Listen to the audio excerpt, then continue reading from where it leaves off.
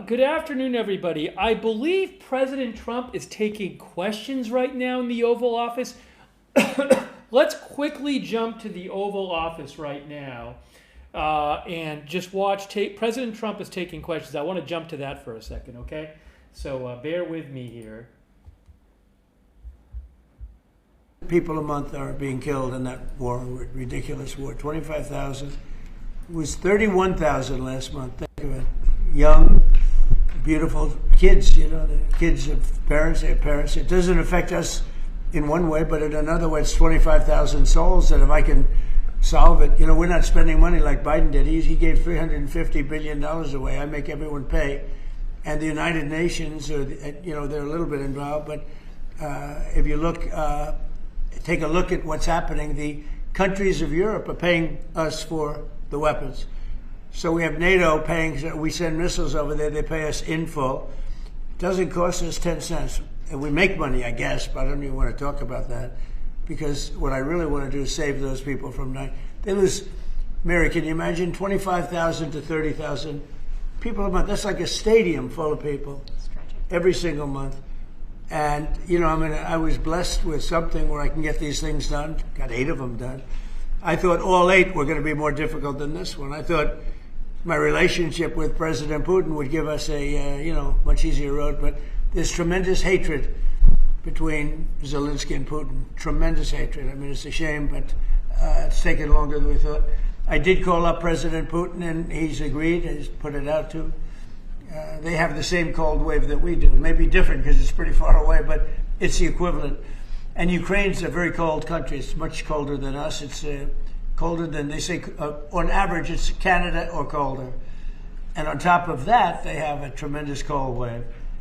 And I asked him if he wouldn't shoot for a period of 1 week, no missiles going into Kiev or any other towns, and he's agreed to do it. So it's something. What about Iran's nuclear program? Do you think Mr. Witkoff did deal on that? Well, we're talking about that. We have ships heading to Iran right now, big ones, biggest and the best. And we have talks going on with Iran. We'll see how it all works out. Mr. President, I'd like to speak with Mr. President, the Pentagon released National Defense Strategy last week, and it says... Where are you from with that, Nancy? I'm from Europe.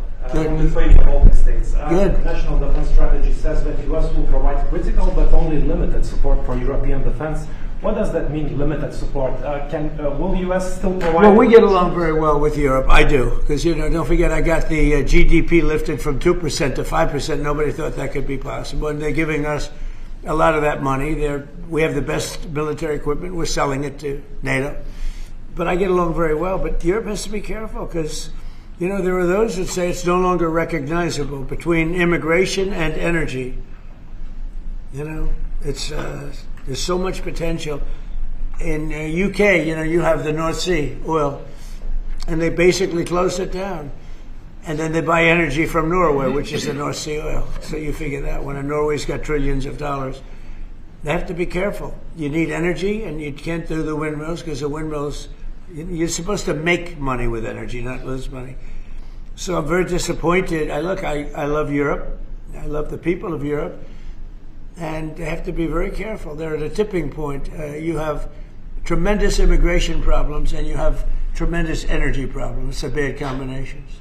Mr. President, thank you, Mr. President. Christine Holm just announced that you're deploying body cameras to Minneapolis. What's your thinking behind this decision, and do you want to see this? Well, it wasn't my decision. I would have, you know, I leave it to her. They generally tend to be good for law enforcement because people can't lie about what's happening. So it's generally speaking, I think 80% good for law enforcement. But if she wants to do that, I'm okay with it.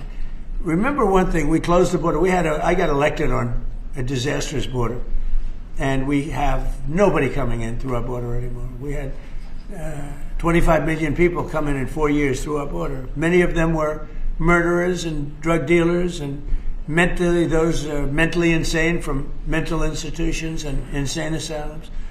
And now we don't have anybody coming in.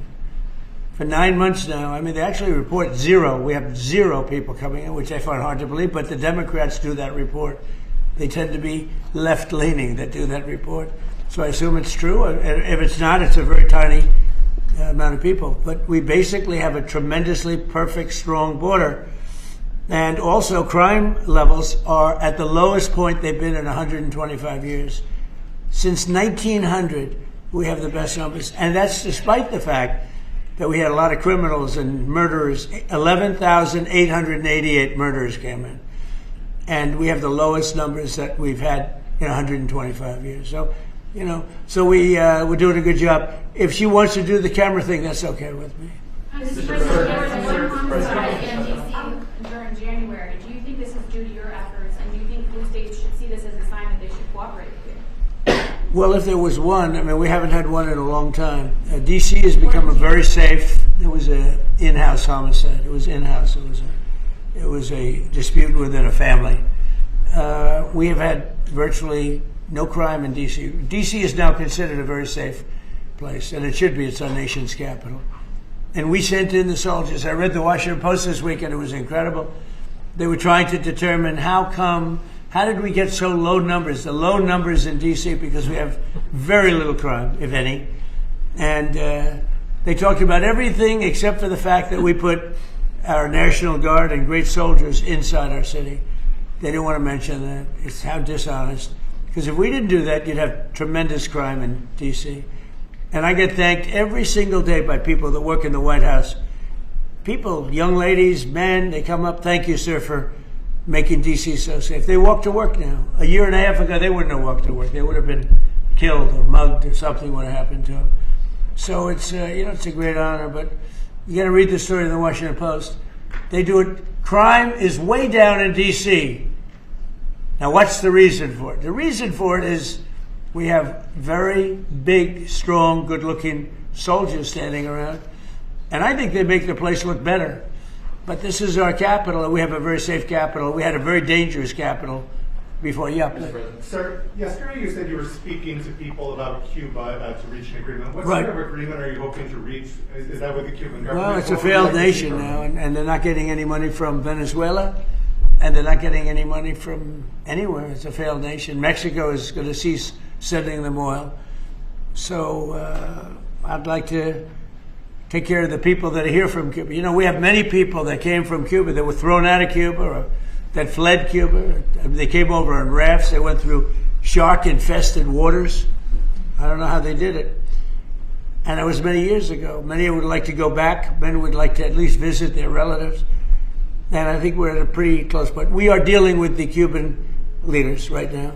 Mr. President, the Wall Street Journal reported that the royal family of Abu Dhabi invested hundreds of millions of dollars in your World Liberty Financial. Can you explain why you decided to take that investment? Was that a transaction? Well, I don't know about it. I know that crypto is a big thing, and they like it. A lot of people like it. The people behind me like it. My sons are handling that. My family is handling it. And I guess they get investments from different people. But I'm not. I have all I can handle right now with Iran and with Russia and Ukraine and with all the things we're doing. So I don't know exactly, other than, I'm a big crypto person. I'm the one that probably helped crypto more than anybody because I believe in it. And the reason I believe in it is because if we don't do it, Scott, I think we can say then China's going to do it. Right? Yes, sir. If we don't do crypto, then China's going to do it. And it's just like AI. We're leading AI by a lot. And if we weren't leading, China would have led. They're very capable. They're very good. What do you have to say about that? You've made America the digital asset capital of the world. We did the Genius Act for stable coins.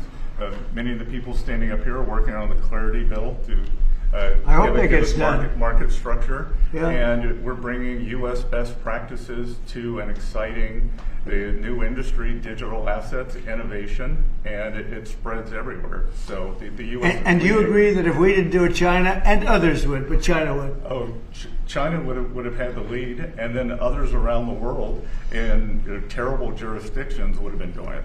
And on Iran, sir, can you say what your threshold military action is? Well, I can't tell you what I'm going to do because right now, we have a tremendous force going there, just like we did in Venezuela, even bigger. And they'll be there soon, and I'd like to see a deal negotiated. I don't know that that's going to happen, but I mean, if I knew, I wouldn't be able to.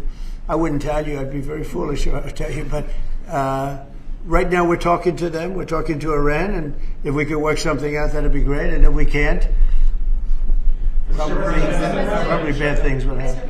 Mr. President, on the government shutdown. Yeah, please. On the government shutdown, do you think there could be a resolution of this issue? And have you gotten I do. assurances from House Republicans? Well, I spoke with Speaker Johnson. I spoke with Leader Thune. And I think they're pretty close to a resolution.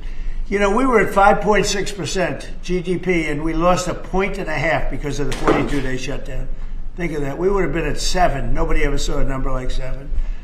And I think, Howard, probably 1.5 points was the number, right? 1.5 for the shutdown. Exactly right.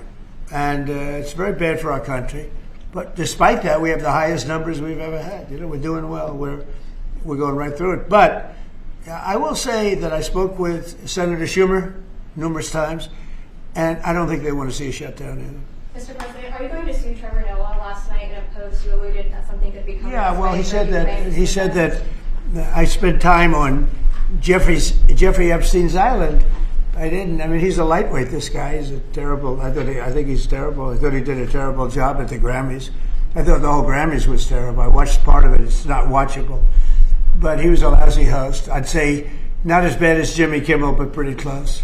And no, he made a statement about me and Jeffrey Epstein. I have nothing to do with that. I have nothing to do with Jeffrey Epstein. And in fact, if you look at the DOJ, they announced, they released 3 million pages. It's like this is all they're supposed to be doing. And frankly, the DOJ, I think, should just say, we have other things to do, because that whole thing has turned out, I mean, other than Bill Clinton and, Bill Gates and lots of people that there are a lot of questions about it, but nothing on me. But it was even sort of better than that, because they found that Jeffrey Epstein and this sleazebag writer named Michael Wolff were conspiring against Donald Trump to lose the election. So Epstein was conspiring with a writer for me to lose the election. So right there, you know that I had nothing to do with this guy. But yeah, it's a terrible thing. The amount of time that's being wasted. When Epstein was alive, like 10 years ago, nobody cared about it. But they're only doing it. But now it's really hitting back on them because Bill Clinton is such a big part of it. The Democrats are pushing it. And the problem is that it's turning out to be the Democrats that were with and conspired with Epstein. So I think you're probably going to see a little pullback from them. But think of it. They were working together to try and help me lose the election. But this is the Oval Office, so I guess that didn't work out too well. Okay, one more question. Mr. President, do you have an update on the U.S. troop level in Europe? Are you planning any force reductions? No, we have a great relationship with Europe. We have a great relationship with our troops.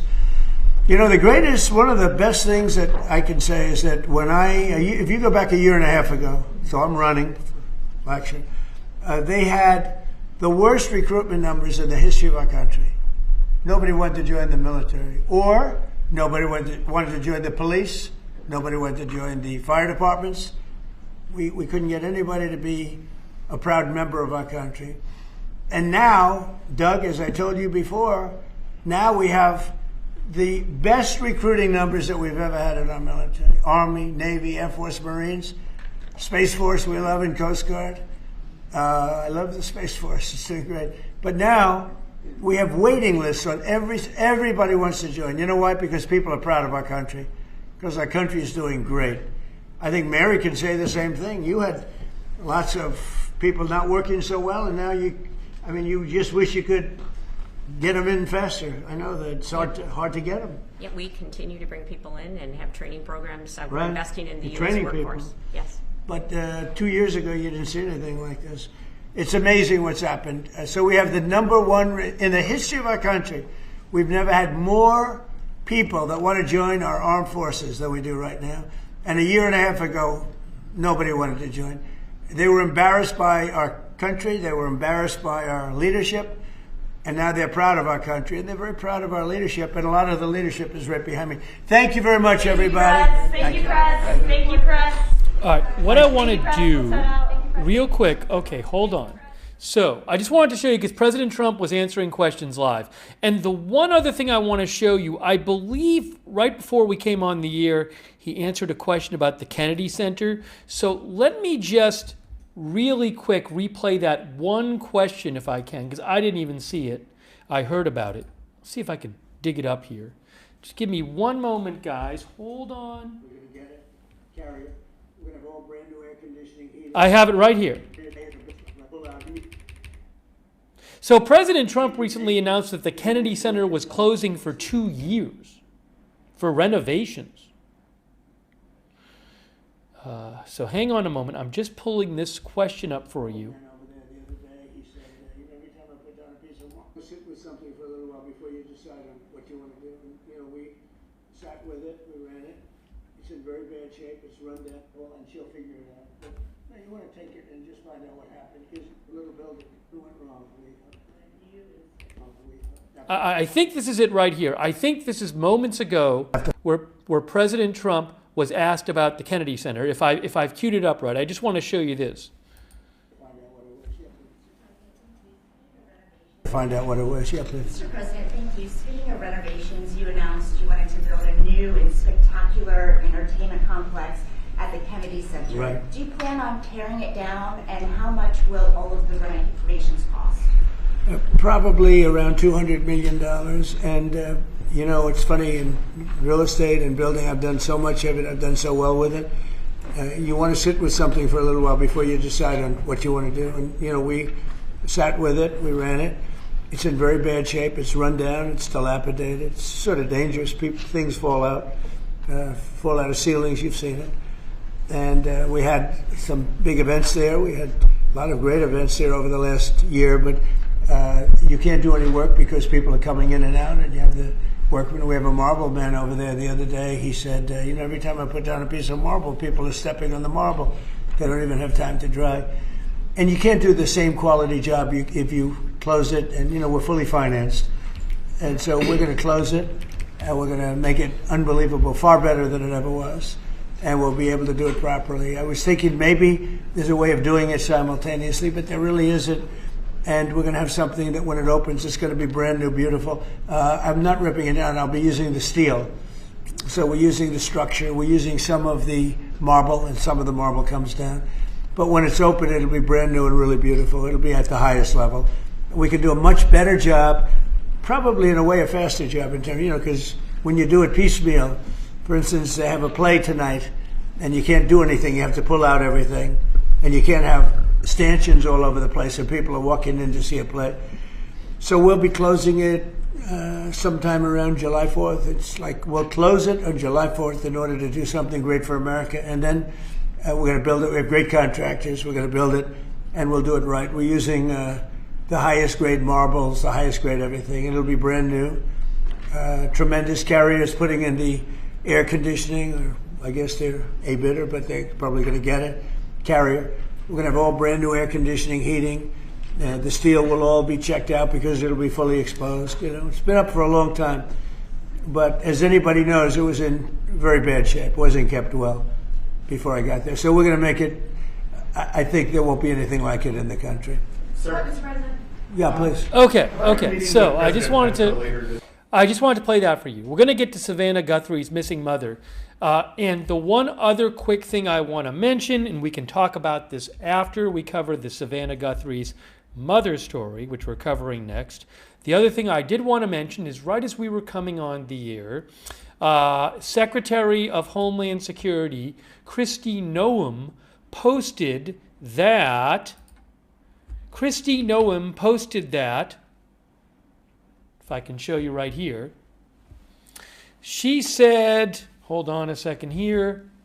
She said, I just spoke with Tom Homan, the ICE director and the Customs and Border Patrol commissioner, effective immediately.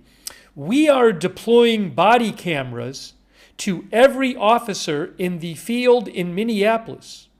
As funding is available, the body camera program will be expanded nationwide. We will rapidly acquire and deploy body cameras to DHS law enforcement across the country. The most transparent administration in American history. Thank you, President Trump. Make America safe again. So again, she said every officer in the field in Minneapolis, looks like federal immigration officers, getting a body camera. And the program will be expanded nationwide as funding is available. So I wanted to mention that. What I'm going to do here is put the original headline back up.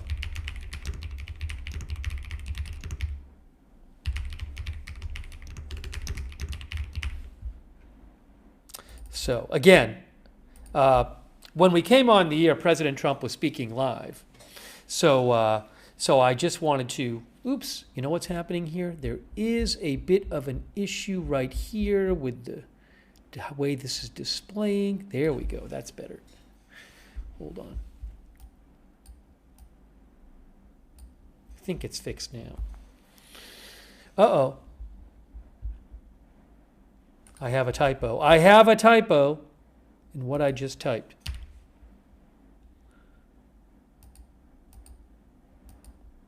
So let's talk about that story.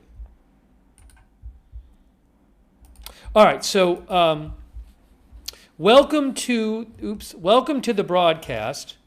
I appreciate you bearing with me as we listen to what President Trump had to say live.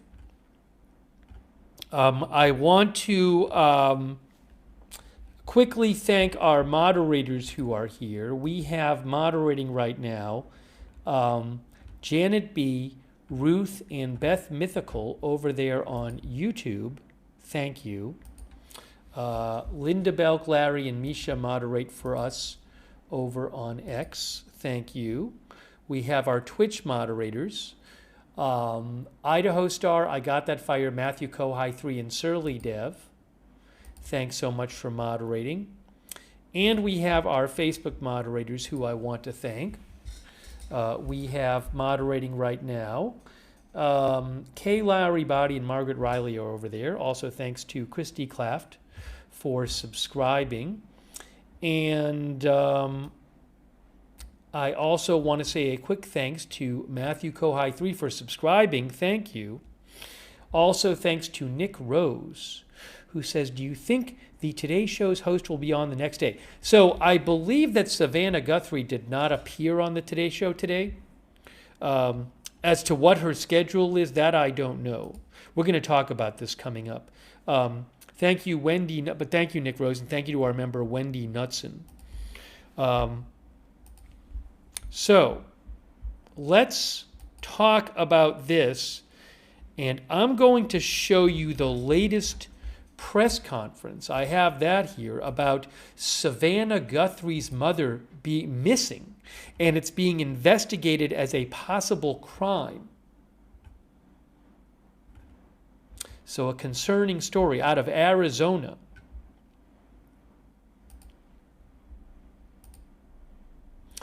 Savannah Guthrie has been for years the co-host of the co-anchor of NBC's Today Show. Her mother is 84, but reportedly does not have any cognitive issues.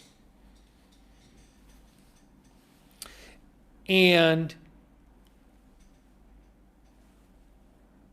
she went missing Saturday night. This, as Annie says, this is in Pima County. Pima County in Arizona.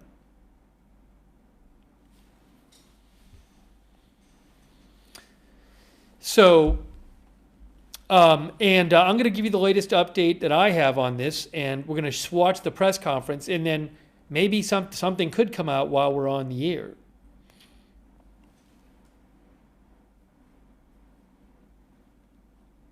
Cack says, I would highly doubt she would appear on the show while all this is going on. I don't believe I have any kind of live camera related to this at the moment. One of the viewers said, is there anything on the scanner about it? I would have to pull up the Tucson scanner. I haven't heard any... I'm not going to do that right at the moment because I haven't heard about any new breaking news coming out of there. But I can certainly check it a little later. And let me just just check something here. Hang on one moment here. What I want to do is look at a couple things here.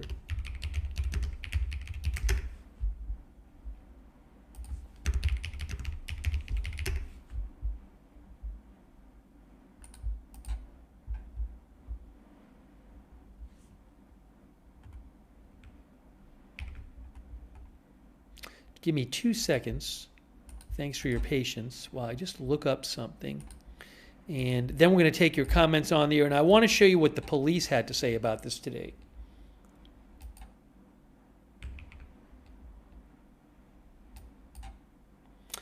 I believe the police said they consider the scene a crime scene.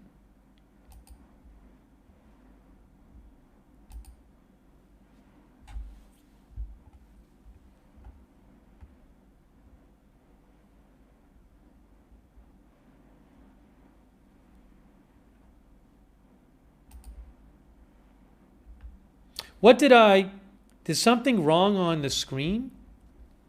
Did I spell something wrong? Let's see here. So, Savannah Guthrie, Savannah-Guthrie. Savannah-Guthrie. Looks right to me, unless I'm missing something.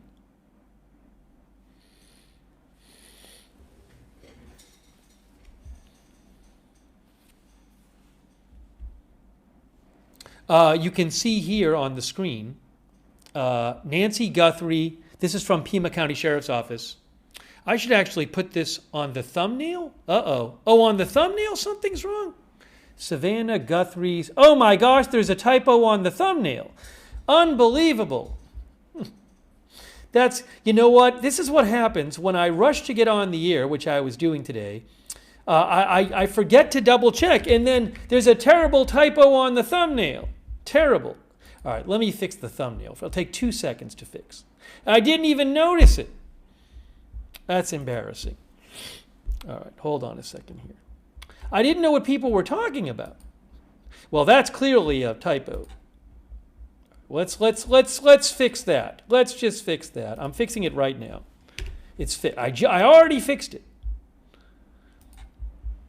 Thanks for letting me know. I'm sorry about that.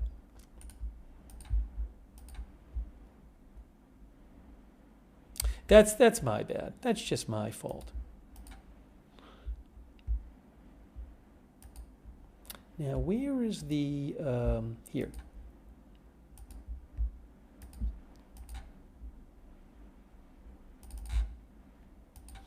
Now the official thumbnail has been adjusted, and real quick, what I need to do is just correct the graphic over my shoulder. Terrible. Sorry about that, guys. My fault. And everything else was spelled right.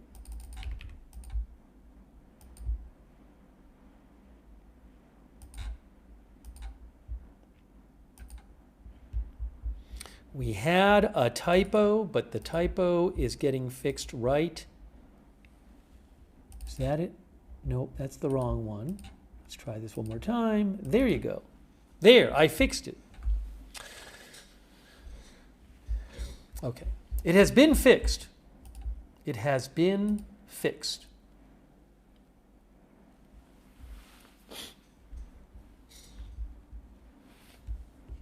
Now, I was going to show you this. Hold on.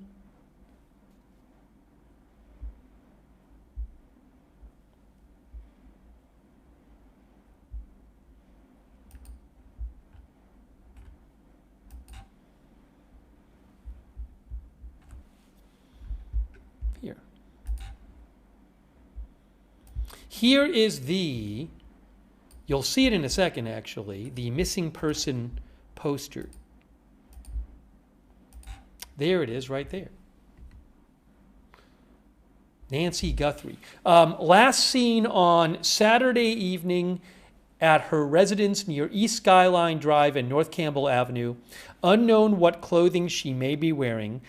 She is 84, but reportedly does not have cognitive issues. Doesn't have like serious mental problems. She did not, this is not somebody who is believed to have said, this is not a case where somebody has, serious mental issues and they wander off absent-mindedly. It is not believed to be that.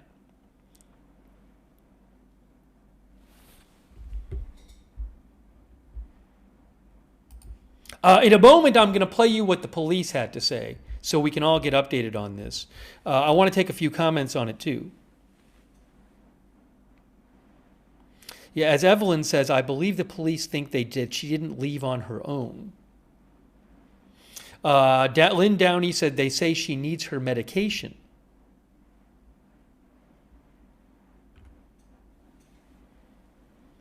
Sharon Patton says surely she had cameras, security, etc.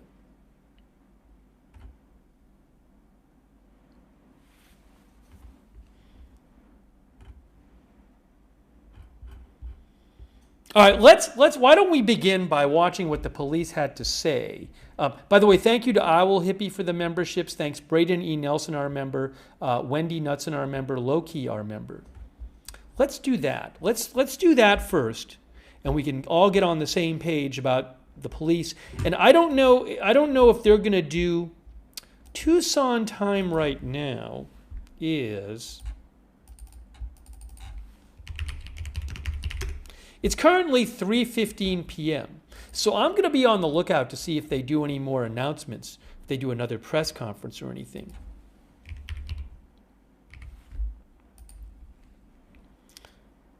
They haven't announced one. So let's put on for you on the screen right now this press conference. This is from earlier today in Pima County, Arizona.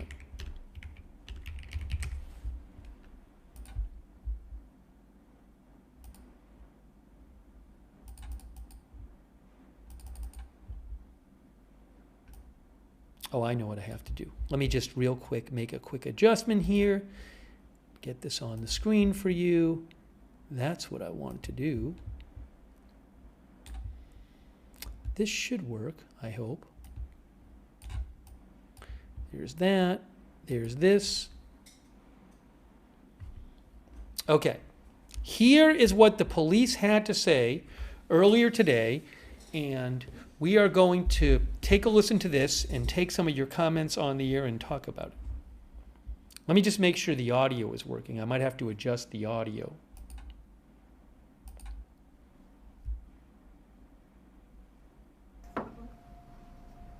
I believe it was around noon yesterday, we got a call to the Guthrie residence that Nancy Guthrie, 84 years old.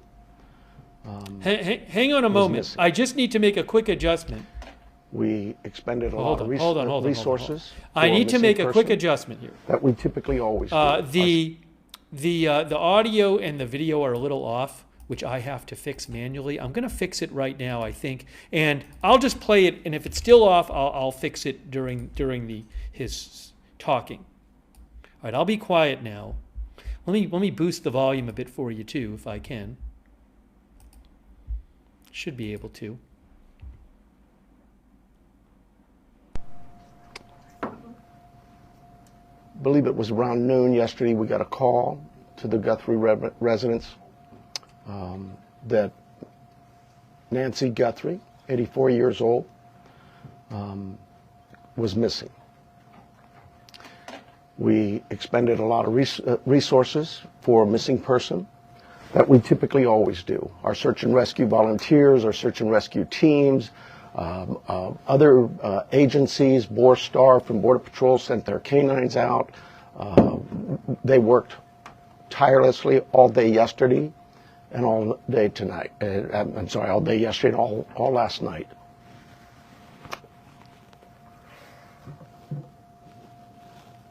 To no avail. As I said yesterday, we saw some things at the home that were concerning to us. We believe now, after we've processed that crime scene, that we do in fact have a crime scene, that we do in fact have a crime. and we're asking the community's help. This community has always stepped up to help us solve some pretty tough crimes. I'm looking for that again. This is a 84-year-old lady who suffers from some physical ailments, has some physical challenges, is in need of medication. Medication that if she doesn't have in 24 hours, it could be fatal. So we make a plea to anyone who knows anything about this, who has seen something, heard something, to contact us. Call 911. We don't need another bad tragic ending. We need some help. Our team is the best. I couldn't speak any higher. I think you know that. We have done some great work with our partners in the Valley.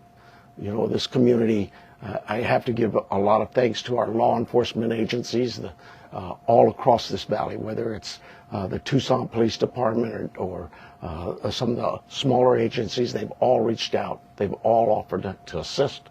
The FBI, all of them. We work so close with them, and they are all plugged in. We'll continue to work closely with them. But what I really need is I need this community to step up and start giving us some calls. Let us know if you've seen something. We are right now at a time, and I apologize, everybody tells me I talk too softly. We are at a time where, in this investigation, we're now moving forward where we need to depend on technology. You know, our license plate readers, our camera systems throughout the community, anything, everything. And we will download all that data we have from the home, from different pieces of technology we've gotten, and we will use that to our advantage. But the reason I bring this up is that, you know, I'm a cop. I hate politics, but I have to remind our political leaders that they need to quit this banter of every time law enforcement leaders come to you for a need, that you give up these ridiculous remarks about how it's going to be misused. AI is a bad, evil word. The cameras are very bad and evil. I'm tired of that. Those tools in the right hands, with the right minds and the right approaches, are extremely valuable to solving crimes just like this. We need that. We need more staffing. We need a lot of things. But what I really need is I need the community's help with this. So I want to make sure I didn't, before I take any questions, it is a crime scene. We know that. She needs her daily medication.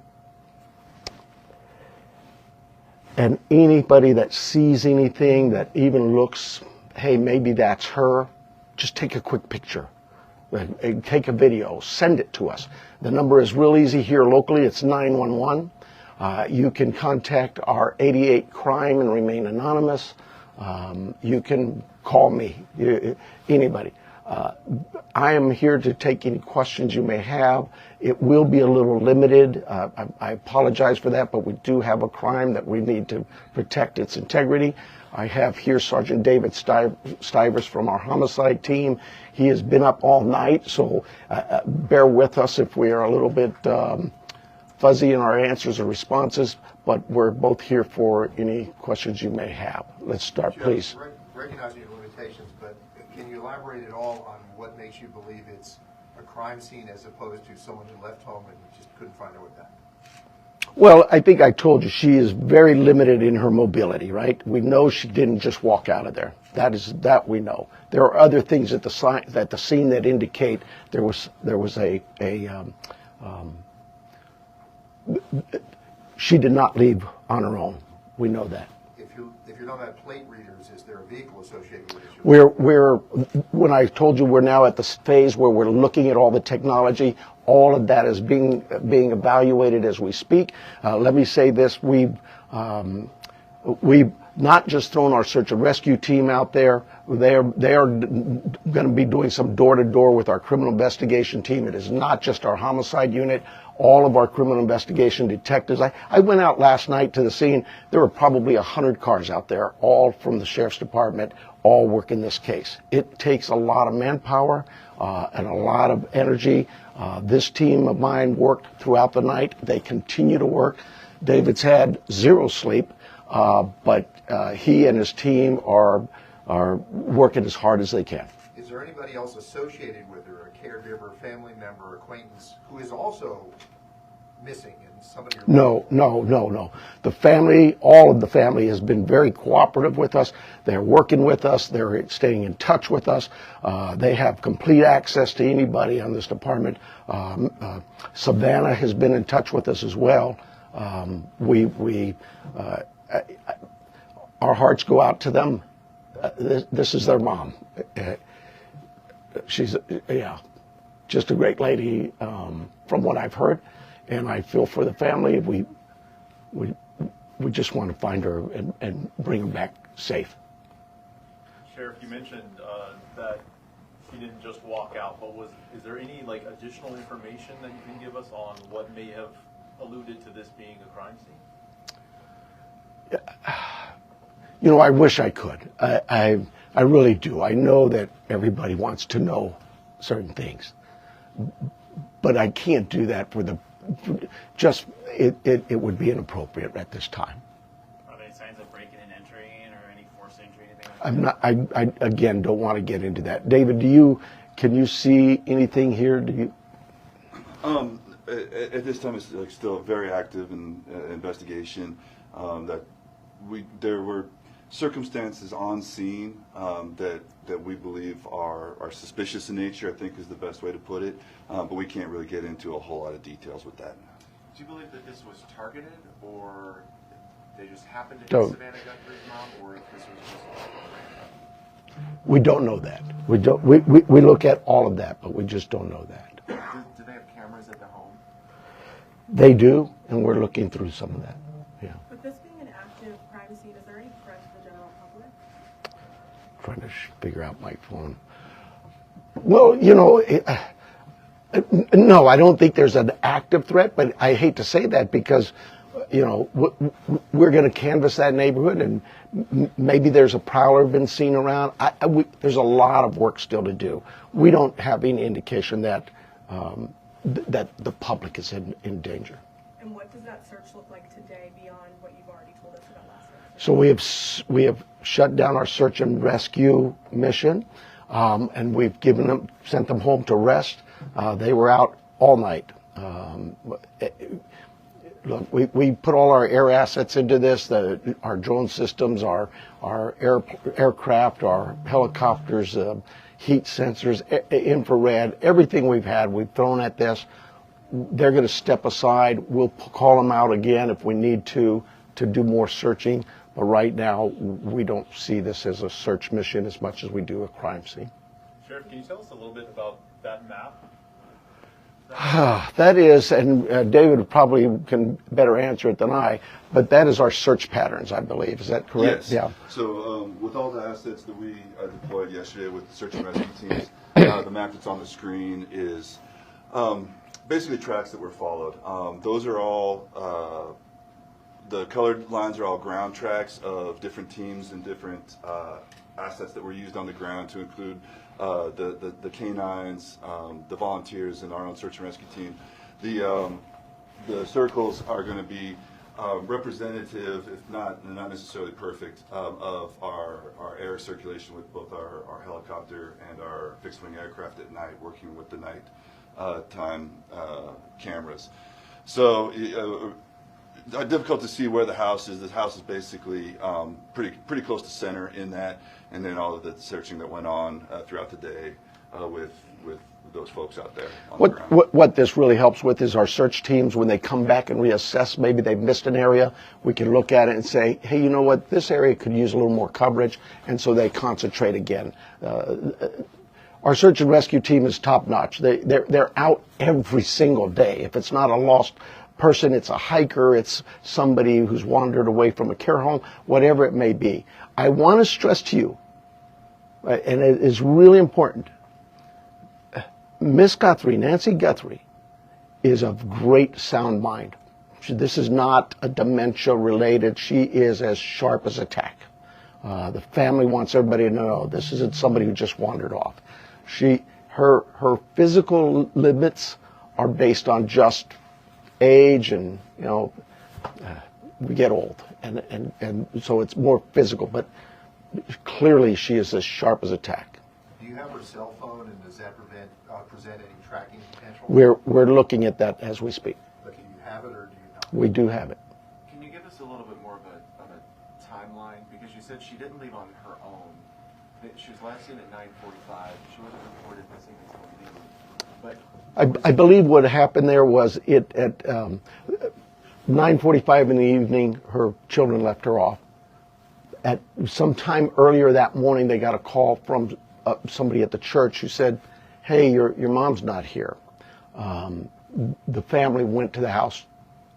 I'm thinking they spent some time looking for her themselves before they called us, so I'm guessing maybe they got there around 11.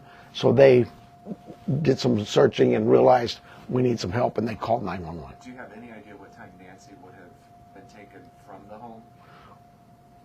There's a lot of things working there, and I just can't say that right now. Has Savannah Guthrie, has she had any threats to herself? We've spoken to her. We'll continue to work with that. She has a security team that's been in touch with us throughout the night, but we're not going to dismiss any angles for sure. But right now, immediately, we don't know of anything like that. Is she in town or on the way here? She's here. Can you give us any more? What should somebody be looking for? Because when I was out in the neighborhood, the neighbors are obviously incredibly concerned. But is there anything, a tip? I mean, one neighbor stopped me and he didn't know if he should call you or not. Oh my goodness! But Call. So what should somebody be looking for? Well, first of all, I'd ask them, go through their cameras. Go through their Ring cameras, whatever cameras they may have. Don't dismiss it that, oh, well, we really can't see the house. They still might see something. Maybe it's somebody walking by. Maybe it's a vehicle driving by at that time of day. But go through all your cameras in that neighborhood and tell us if you see something. Maybe somebody already, we know this happens, right? Oh, I saw something suspicious, but I didn't think it was worth calling in, so I didn't call it in. Well, now it's call in anything you've seen or heard. Maybe it's a neighbor telling you, you know, I saw this or I heard that. Call us. Don't tell the neighbor to call us. Tell the neighbor to call us, but you call us as well. We'll put it together. We'll get, trust me, I'm sure we're going to get inundated with a lot of calls. We'll handle that. Did she live alone? I believe, yes, she did, yeah. Were there any caregivers who are normally associated with her? Well, she has house staff that comes by, takes care of the yard, whatever, and her house and that. But those people we'll be talking with and have talked to some of them already. But nobody who's like a live-in or anything? Nobody actually lives with her, no. Like I say, she's of great sound mind, and she is mobile. It's just, it's a challenge for her to get, as the family says, she couldn't walk 50 yards by herself, so.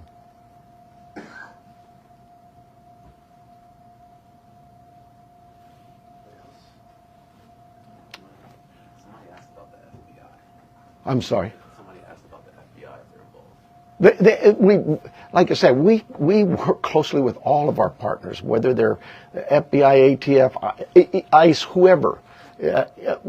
We know that they have certain capabilities and certain resources, just as we have certain capabilities and resources. So yes, we'll continue to work with them, and they've offered assistance to us. We accept that assistance, and we offer assistance.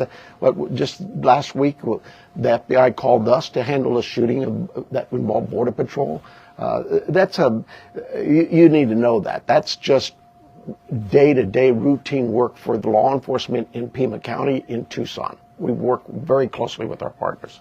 With the amount of time that's gone by, how wide do you cast in the net? Statewide, national?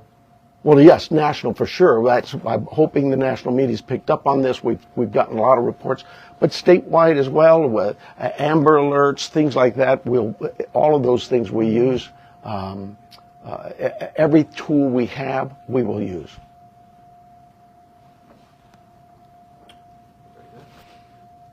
You guys are too easy.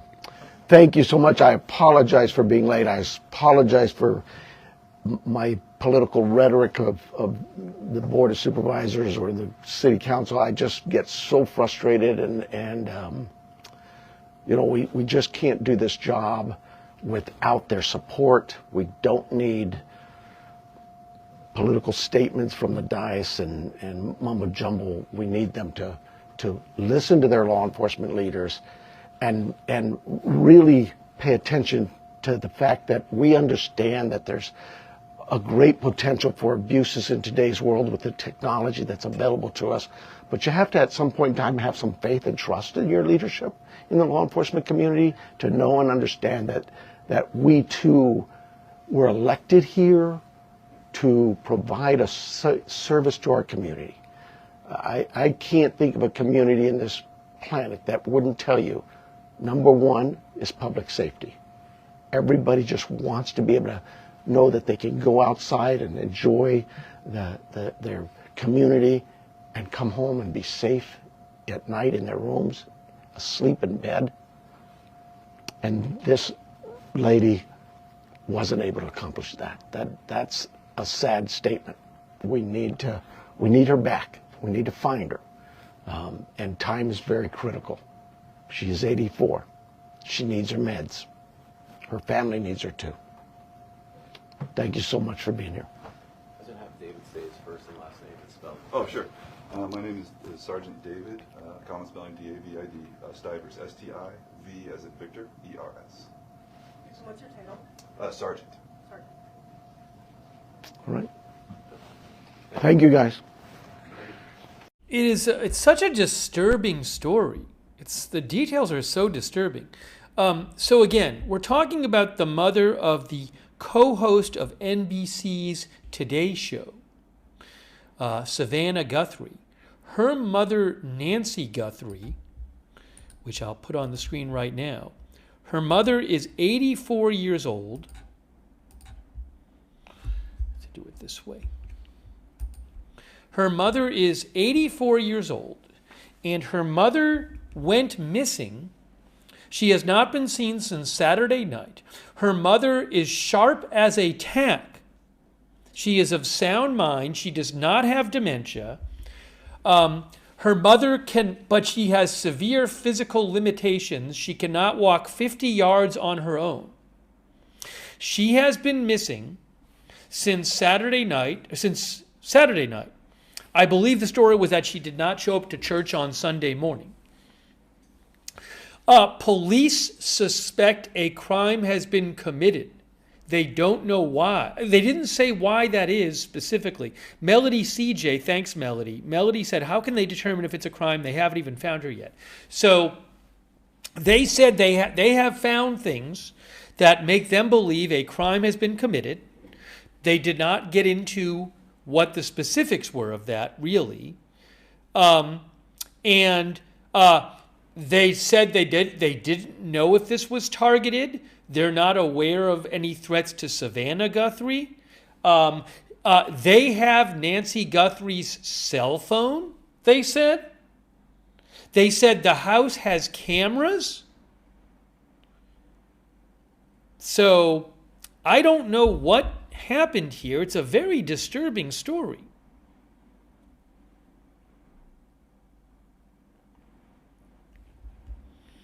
Hang on a moment here. So I want to take some comments from you guys. What do you think about all of this? At Lookner on X, you can reach me. I'm going to check the comments section as well. Hold on a second here.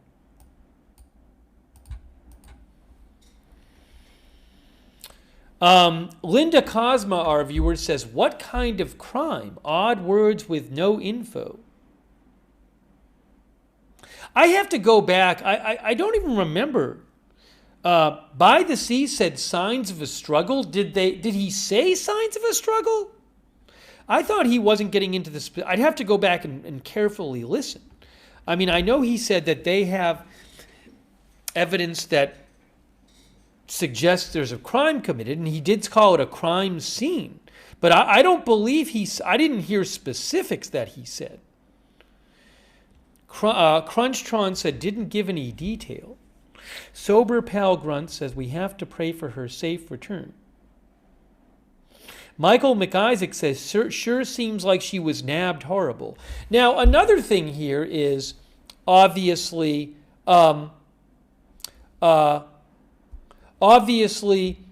so if she was taken,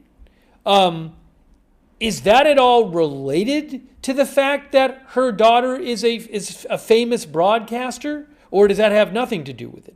I have no idea.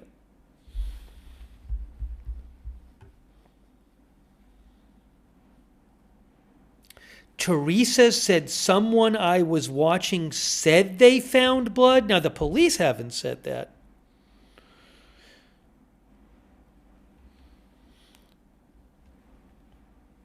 Now, Gary Bain said for a ransom. Now, we haven't heard about any ransom being asked, but we don't know what the police know. Clearly, the police know more than we know.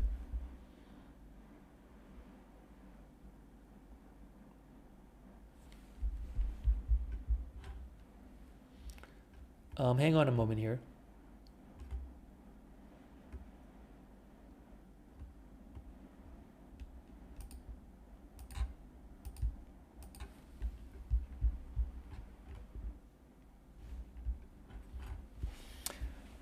Let's see here. Winding Road says, just awful poor woman. Daisy Clementine Love says maybe she was being scammed. Now again, she was reportedly sharp as a tack. Did she, if she was taken, did she, I mean, they firmly believe she was taken. Did she know who took her?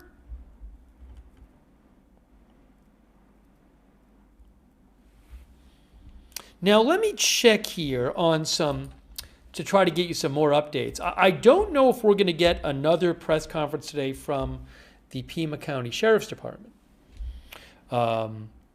They haven't posted about any kind of further update today, but I do want to check a couple things here and take some more comments from you guys.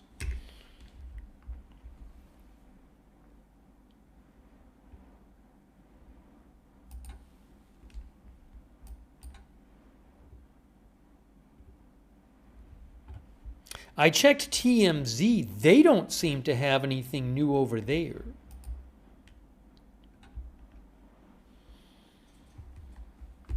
This is the AP story.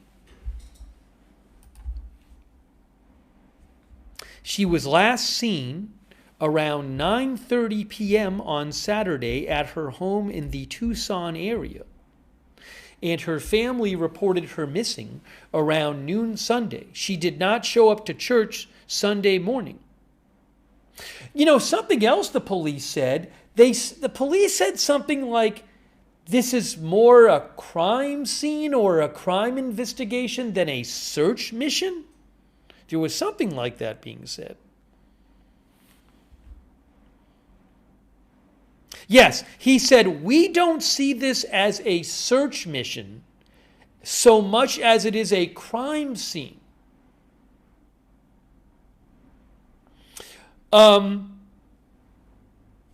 Also, I want to mention AP reports. A sheriff's helicopter did fly over the desert this afternoon near Nancy Guthrie's home in the affluent, wealthy Catalina foothills area on the northern edge of Tucson. Her brick home has a gravel driveway and a yard covered in prickly pear and saguaro cactus. Savannah Guthrie issued a statement today which said, "On behalf of our family, I want to thank everyone for the thoughts, prayers, and messages of support. Right now, our focus remains on the safe return of our dear Nancy." And AP says the Today Show opened today with the disappearance of Savannah Guthrie's mother, but Savannah Guthrie was not at the anchor desk. The police said she is in Arizona. Savannah Guthrie grew up in Tucson, graduated from the University of Arizona, and previously worked as a reporter and anchor at KVOA in Tucson.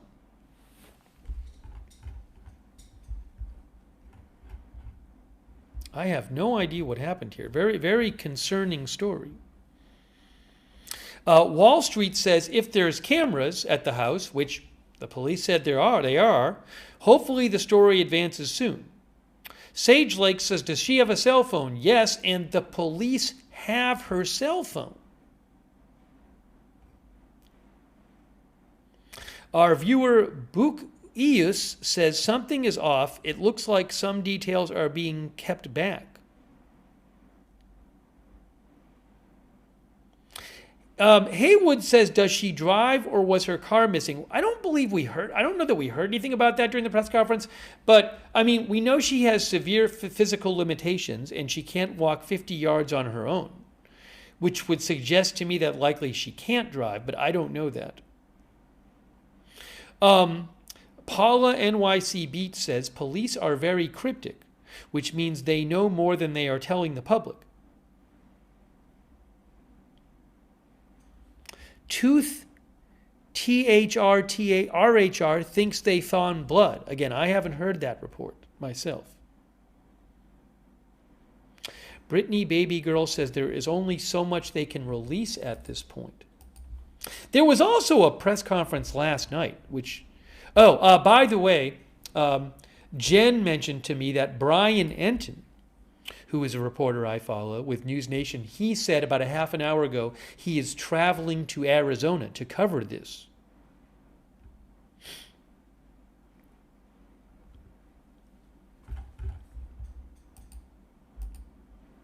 Annis says maybe blood in the home. All right, hang on a moment here, guys.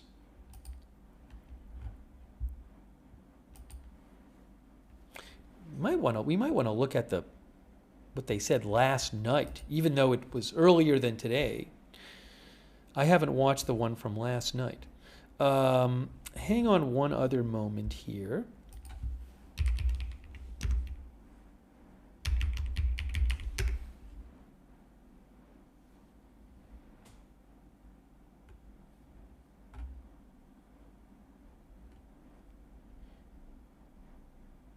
Willie Geist, who's an NBC media personality who hosts Sunday Today, said, if you have any information about the location of our dear friend Savannah Guthrie's wonderful mother Nancy, please call police in Arizona. She is missing.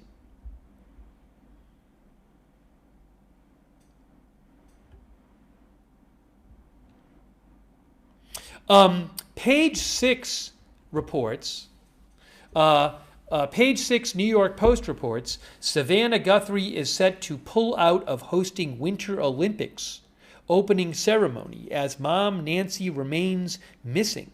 Savannah Guthrie was due to be in Italy on Friday for the start of the Winter Olympics, where she was set to co-host the opening ceremony, but she likely will not be there. That is according to Page 6, certainly understandable.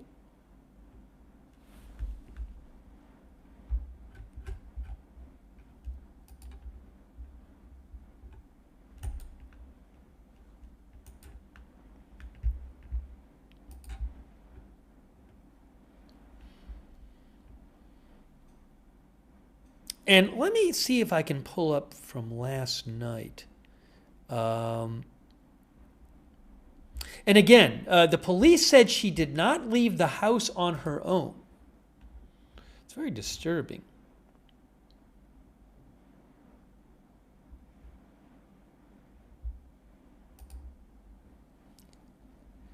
Hang on, let me pull up here.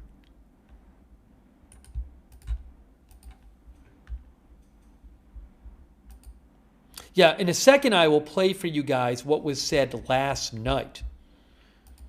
There was an appearance last night by police.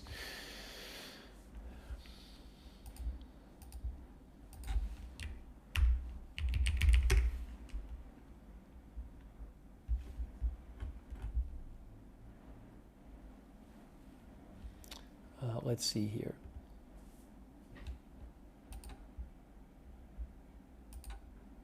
Is she being held for ransom, Jamba says. That I do not know.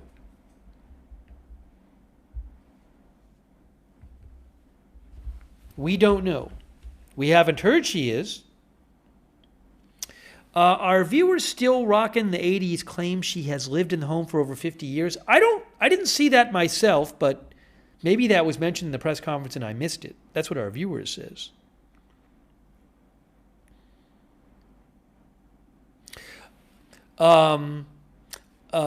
Again, the police were very clear in saying this is not a situation where someone wandered off. She does not have dementia. She is sharp as a tack. She cannot walk more than 50. She cannot walk 50 yards on her own.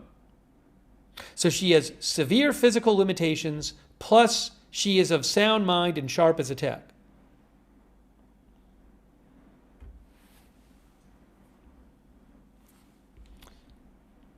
Bubbles says if they sent search and rescue home, that's telling.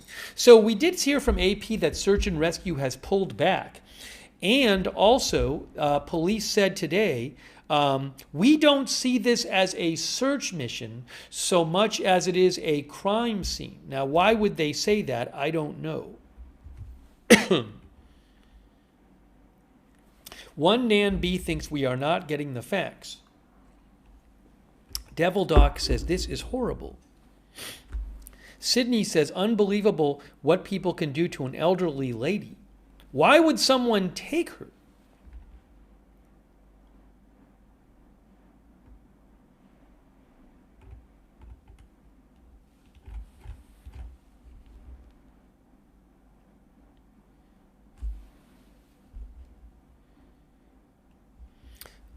Hang on a moment. I just want to check a couple more comments from you guys here, if you give me 2 seconds.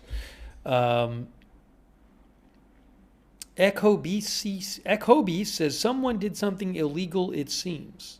The police think so.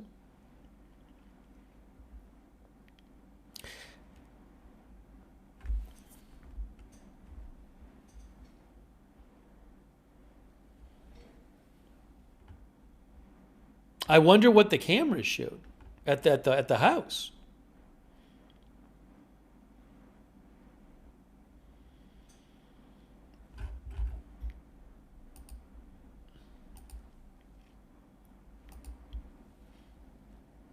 Thanks again to all of our moderators. We have Janet B moderating, and we have Beth Mythical moderating. Thank you. Also, we have over on Twitch moderating over there. Idaho Star, I Got That Fire, Matthew Kohai 3, and Surly Dev. Also, thanks Fixia, Darren Kent for subscribing on Twitch. Also, we have Linda Belk, Larry, and Misha on X. And I want to mention our Facebook moderators and thank them.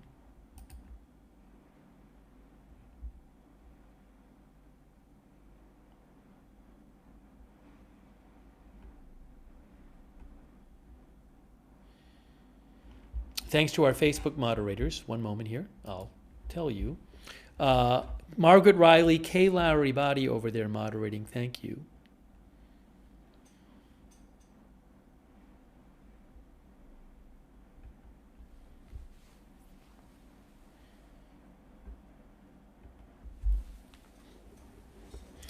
Kim Feely says if she doesn't take her meds, she could die. I believe that's what the police said.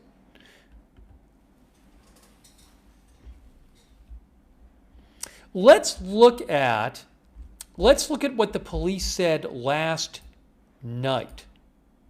So I know it's before what we watched before, but I did want to see it because I haven't even watched that yet. So this is going to be from last night. I'm going to put this on the screen for you right now. But remember, we'll probably at some point watch today again, just because today is the most up-to-date, today's update. But just so you have it. Okay, there's that. Hold on, you'll see it in a second. There's this. Let's get his name up there. Pima County Sheriff Chris Nanos. And then this should say last night, Pima County, Arizona, which is where Tucson is. I should also show you on a map. Before we play what happened last night, let me just show you on a map what we're talking about, where we're talking about. AP said, this is the Catalina, the affluent Catalina foothills area on the northern edge of Tucson. So let's just take a peek at a map and show you what it looks like there.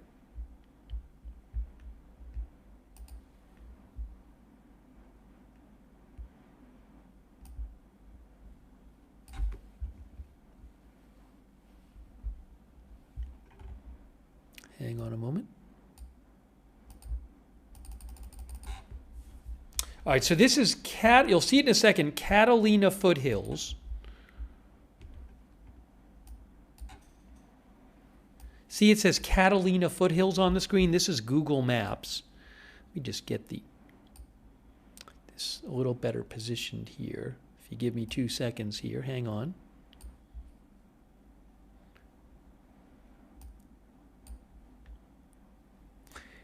It's an unincorporated community. Oopsie. And it's right here. It's in the red area there.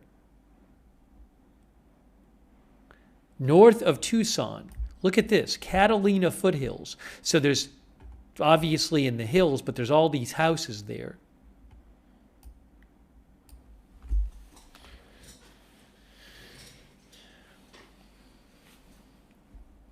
Now to the north, it's just like mountains, it looks like.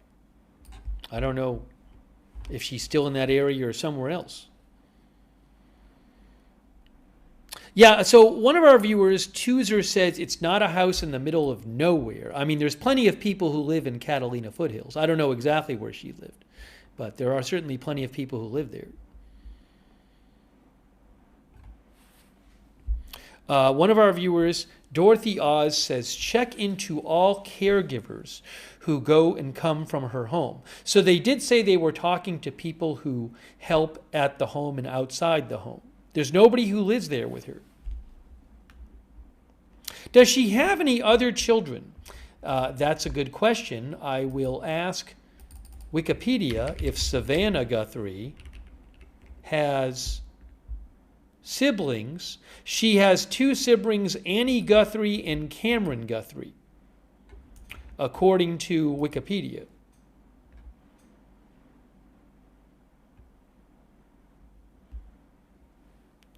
I assume they're from the same parents, but I don't know for sure. Sharika says yes, she does. Okay. Is Savannah Guthrie outspoken regarding politics? Lee OCDC says. So I can honestly say I don't know. I'm aware of who Savannah Guthrie is. I don't watch the Today Show regularly. I don't think of her as, I certainly don't see her in media quoted as having, extreme political views. I'm not familiar with that being her theme. Also, she was going to host the Olympic opening ceremony for NBC. So, I don't think they'd have somebody do that if they were really strongly, strong-sided out there politically. Telestar says she's not political. A number of our viewers, like Jody, Jody says seems fishy. Molly Morgan says not really. Ma Florida says it's basically a fluffy show. All right, so let's, I'm talking about Savannah Guthrie, one of the viewers asked. Let's take a look at, this is what was said last night. We didn't watch this one yet. So we watched what the police said today. Let's watch. I haven't even watched the one from last night. This is from last night. Let's hear what was said last night. But again, this isn't the latest. The latest is what we played you before.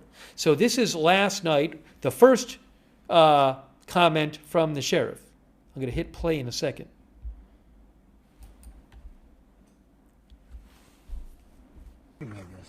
We're here on a search and rescue mission, we hope. But we're looking for a missing person. Nancy Guthrie, I think we sent out a meeting release to all of you. Came to our attention, we got a call, a 911 call, that Miss Guthrie was reported missing from her home. That call came in around noon earlier today. Our teams came out, our search and rescue team, being supported by our volunteers from Search and Rescue Association, from PSAR, from Border Patrol. They gave us their search and rescue dogs. We've pretty much just thrown everything at this as we can. Miss Guthrie is 84 years old. So just to interrupt, he is speaking quite softly. I have this boosted, I have the audio boosted as much as I can boost it, which is a lot. The audio is low on this video. He's speaking softly, and I believe he's not mic'd. I'm going to play it anyway. The press conference today is much better sound, so we can watch that again. But I do want to watch this because I haven't seen it. So please turn your audio up as much as you can. I can hear it. It's just kind of hard to hear. But I have boosted it as much as I can. It's just, he actually said in today's press conference, people say I talk soft. Anyways, so let's just, it's not as long as the one from today. Let me just hit play and you can listen to it. And again, please turn up the volume on your end. I have it boosted as much as I can boost it.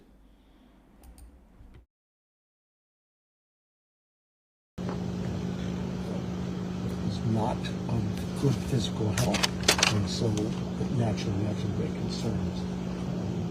The scene at the house also has some concerns for us as well. And so that's why we're doing all we can to try to locate her. We've contacted and remain in contact with all of our local area hospitals, our medical transport teams. So far, that's proven to lead nowhere. We will continue to search as we are right now with our survey of our air assets. We use drones and our airplane or a helicopter. We'll be at this all night, processing the house, and then tomorrow morning we'll start again with our search and rescue mission and try to regroup and see what else we can do. Maybe we missed something. But I don't need to tell you, this is very concerning to us. You don't typically get the sheriff out at a scene like this, but it's very concerning what we're learning from the house, and so we'll just continue. The detectives there, our homicide team is out right now looking at the scene as well. What is it about the scene that concerns you? You know, I don't want to get into those details. I would just tell you that it's certainly a grave concern to us, just what we see there, and we'll continue to look. So you suspect foul play? I'm not ruling it out. Okay. I think we're all wondering, can you confirm that this is Savannah Guthrie's mom? This is Mrs. Guthrie's mom, yes. And you can't tell us anything about what the house concerns you? We get these calls quite often, missing people, and we do a pretty good job of searching the areas and alerting the media with our media releases. But this one stood out because of what was described to us at the scene and what we found and located just in looking at the scene.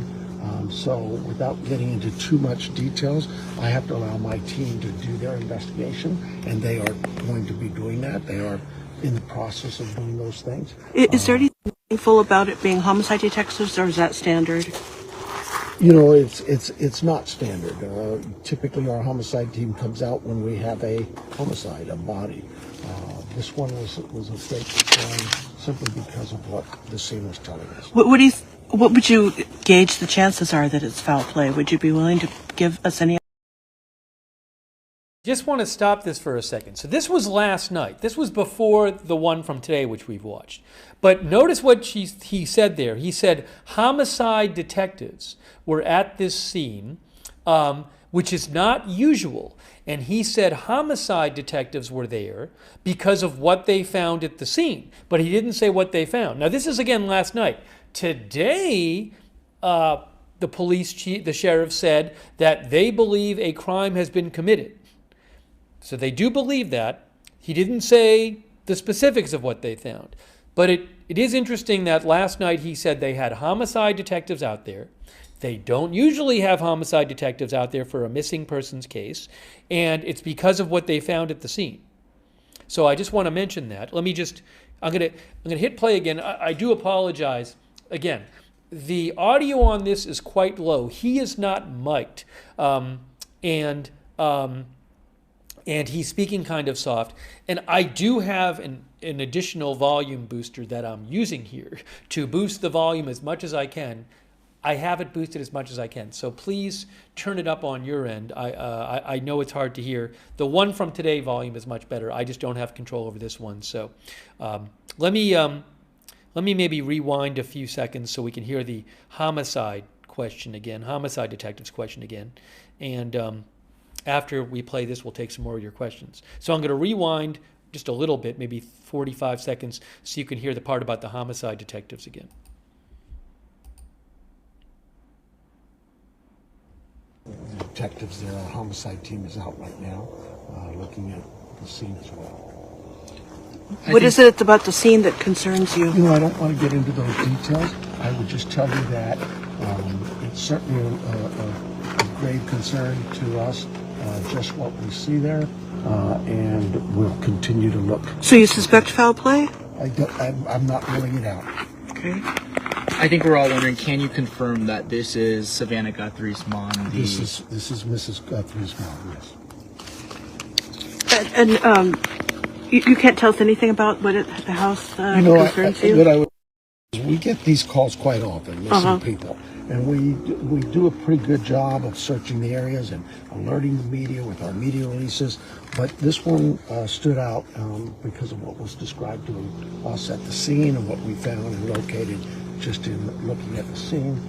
So without getting into too much details, I have to allow my team to do their investigation, and they are going to be doing that. They are in the process of doing those things. Is there anything meaningful about it being homicide detectives, or is that standard? You know, it's not standard. Typically, our homicide team comes out when we have a homicide, a body. This one was a great concern simply because of what the scene was telling us. What would you gauge the chances are that it's foul play? Would you be willing to give us any idea on that? No, I hope it's not. I hope we find her. I hope we find her safe and sound. But we can't ignore what's in front of us, and we need to take all the precautions we can and deal with too much evidence is in front of us. You said physical factors, like, you know, physical things, but like also does she have dementia or Alzheimer's, any mental? No, she's what's being reported by family is she's very has no cognitive issues at all. She's very alert, very of good sound mind. Just some physical. 84 years old, especially now it's as cold as it is. She has some physical ailments that limit her ability to move around in that. So. There were some neighbors also looking around for Nancy. Are the neighbors looking around? Is that a help to you? Well, absolutely. I mean, we in the immediate area, we ourselves with our dog teams and our search and rescue teams, we'd ask them to stay out of that area. But we certainly understand their concerns too. And if they happen to find anybody or see something, anything, call 911. How cold did it get? Oh, she was missing overnight, I take it? She was? Well, she was last seen at about 9:30, 9:45 last night. 9:30, 9:45. Do you know how cold it got last night? Is that a concern? You know, you guys are going to know that better. Is that a concern, though? Well, it's cool right now. 84 years old. I'm cold. So when she was last seen, a family had dropped her off at home. Is that correct? She was last seen by family at 9:45, at 9:30, 9:45 is what we're. And did they see her in the home? Yes. And who called in the missing report? The family. You won't? Can you say who? You know, I don't have that name. Okay. And is Savannah Guthrie in Tucson or on her way? She is not here. No. What are some things, like if someone sees something, or like what are some things like people should be watching out for in this case? If maybe you ran into her, maybe she wandered off and you ran into her. If you've seen her or anybody like her, call us. You know, even being of good sound mind, you could have an incident that happen that causes you to lose some of your soundness. But I just would tell you that, look, if you've seen this woman since 9:30 last night at any time, give us a call. Let us know. And you said that you've checked with hospitals, and what else have you guys checked with? All of the medical transport teams in the area and hospitals and that. And no sign, no clue. Nobody's reported to us that they have her in their care. Does it being as dark as it is here make it like more difficult to find a missing person? Well, you know, our night search teams, they use our infrared systems and a heat sensing system. So in some cases, it actually helps. The body can distribute heat, and our flares or our heat sensors can find that body. But you know, there's limitations on in the daytime. Our dogs seem to work pretty well, but if it gets too hot, they don't. Nighttime, you know, it's like anything. It too has its limitations. Now, this is the second time that I personally know that an elderly person has gone missing in the foothills in the past year. Is there a pattern at all that we are seeing? And it doesn't have to be just elderly, any pattern at all. You know, we have missing persons and search and rescue missions, not weekly, not monthly, daily here in Tucson. And it can be from a young 19, 20-year-old hiker who just gets lost in the desert or lost in the mountains. It could be an elderly person who's wandered off from a care home or something. So, you know, it's just, Tucson has a lot of people here who enjoy the outdoors. It's just beautiful. And so you get the hikers and those kinds of calls. And then, of course, we also have our elderly population. It's a great place to retire.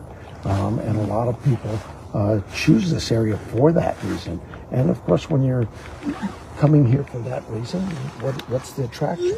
A lot of the great weather we have. There's a beautiful day. The outdoors, even to the elderly, it's just, you know, so our search and rescue teams, our search and rescue volunteers, we could not do this job without them. It is tremendous work for them, and they every day are out here helping us. Can you tell us what the homicide detectives are doing besides being here at the scene processing evidence? Are you looking at acquaintances, friends, family, or? Well, I mean, we're talking to anybody and everybody. I mean, that's what you do. We've got to hear from people and talk to them. When did they last see this person? What do they know? Do they have any ideas for us? Is there anything from the evidence at the scene that makes you think there may have been some random encounter? The only thing I can tell you at the scene is it's concerning to us that it's enough of a concern that we called out our criminal investigation team as well. Okay. Any aerial surveillance? Well, you don't see it now, but we had our Survey 1, our aircraft. We have our drone systems, our volunteers, their drone systems that have some great technology attached to them. Since earlier today, our chopper is out here, helicopter. So we're throwing as much ground and air assets as we can at this.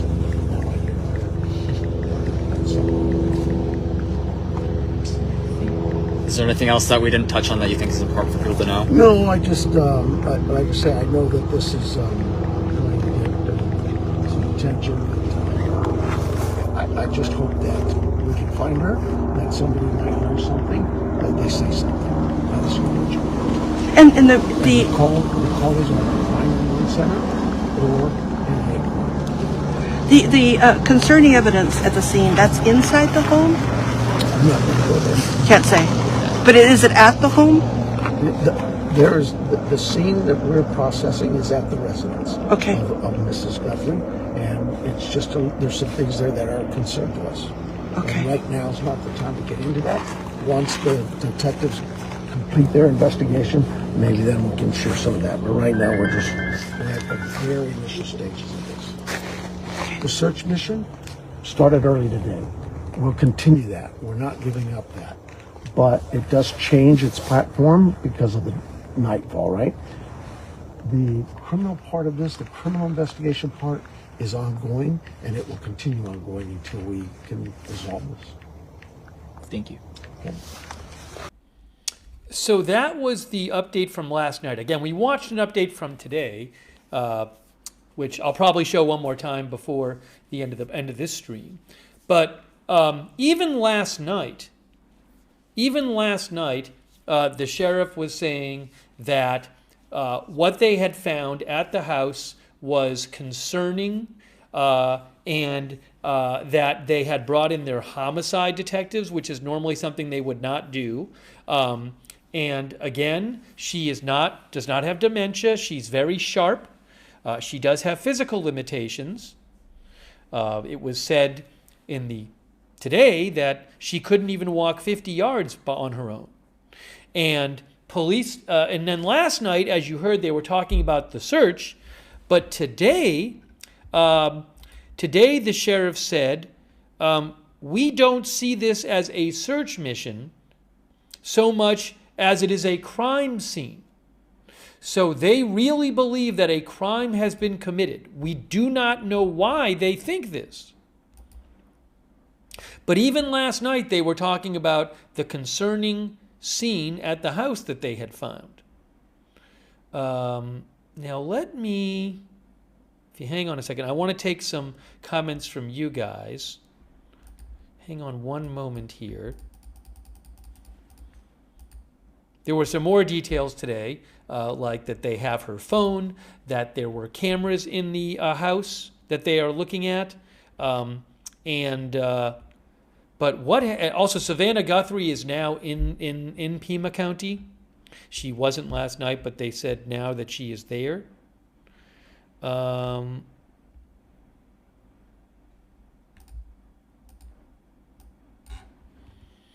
right, so I want to take some comments from you guys.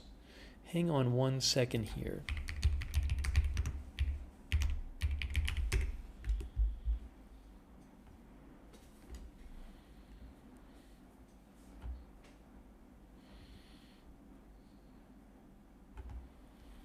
Barcodable says, I want to see the home surveillance footage. I'm sure that's something the police are looking at quite carefully.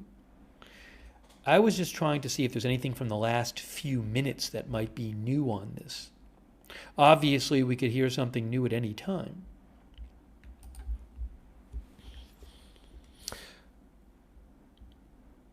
Our viewer, Northern Grace, says, praying this dear lady is found safe. Today, police were asked. The sheriff was asked if he thought this was targeted, and he said they don't know.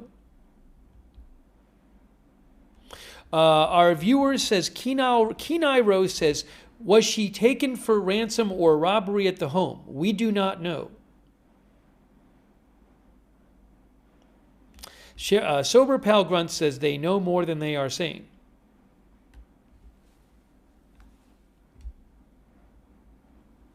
Zen Shore Yukon, do you live in the area? Zen says there is little to no crime here, so it's unusual. She lives in an affluent area north of Tucson.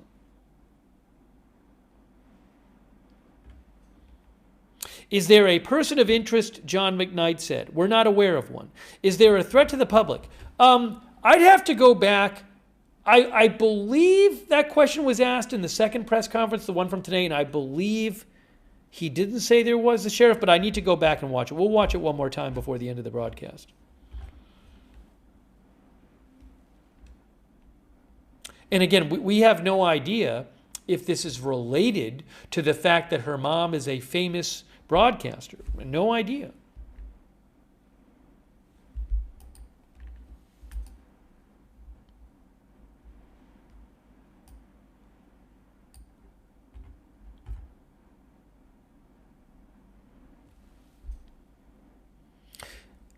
Yeah, so Forrest Everett mentioned that AZ Intel mentioned that the sheriff told CBS News she is believed to have been abducted. I mean, I don't know that that's anything different than he said in the first press conference today. In the first press conference, they basically said that she did not leave on her own. So it's basically, again, I don't know that that's new. I think it's basically saying what he said in the first press conference. I said in the first one we watched, which was the one from today.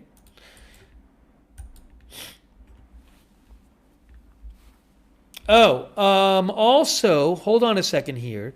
Terry Christopher sent me something. KVOA News reports, thanks Terry for writing in. KVOA News says a safe alert has been issued for missing Nancy Guthrie.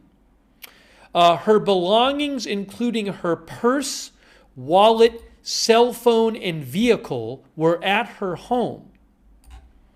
Okay, so I had not seen this before.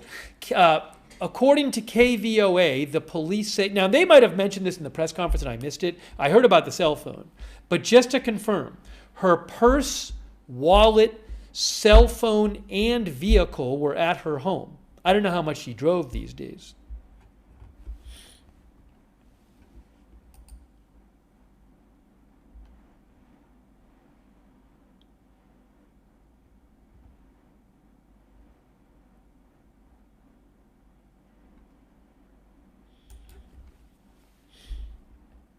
So again, she didn't even have her purse or wallet or her cell phone with her.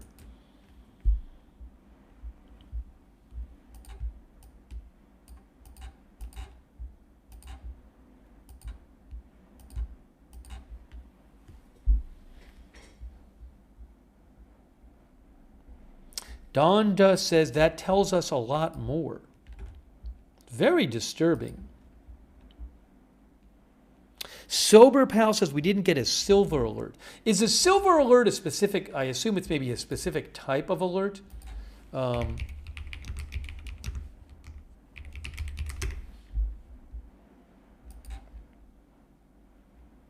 So Arizona Department of Public Safety has a website where they talk about this. It says Safe Alert renames the Silver Alert.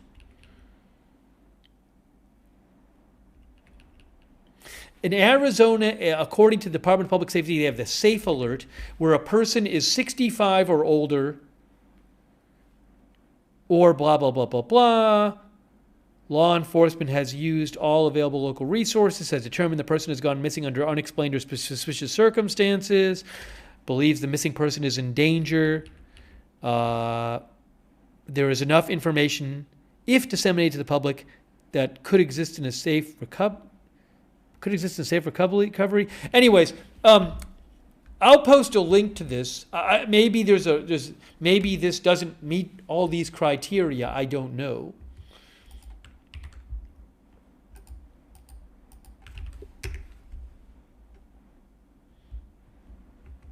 That's an article about safe alerts. It says renames the Silver Alert. That's for Arizona. That's also a state thing, not a local thing.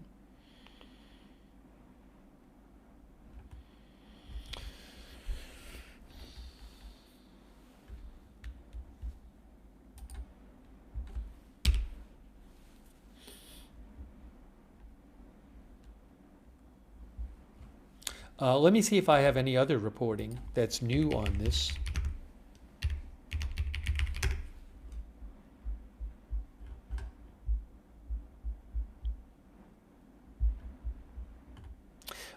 Sandy Simius, hold on. Sandy, where did it go? Sorry about the last name. Sandy said her door was found wide open. Now, I haven't seen where that report is. I don't recall the police saying that, but maybe they did say it in the first press conference and I missed it. We're going to watch that one more time.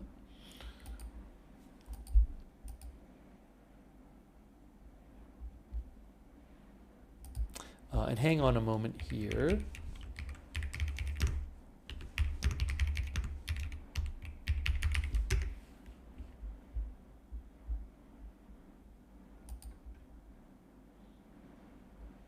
So a couple of our viewers have mentioned the Daily Mail.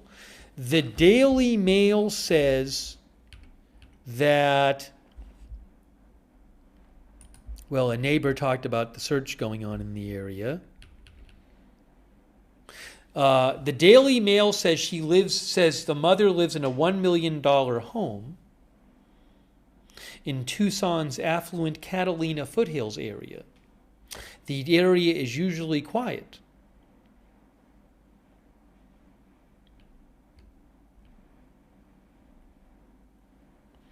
Now there's a picture of the home. Oh, I wonder if I can find the street. The Daily Mail claimed that they claimed, I don't know what street it is. They posted the picture of a home in the Daily Mail article that they claim is hers. Actually.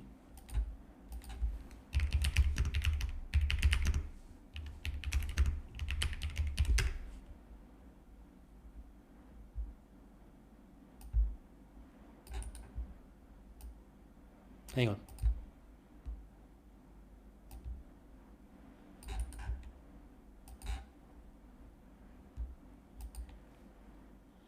Is this the one that they showed? Where? Right here? So according to the Daily Mail,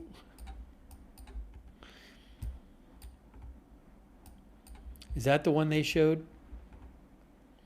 The Daily Mail claims her home is, I don't want to necessarily give out the address, but the Daily Mail showed a picture of her home, and it's got like a pool in the back. And it's in like the hills with a bunch of homes around it. It's not like in the middle of nowhere. There's plenty of homes around it. Hang on a moment here. What else did they say?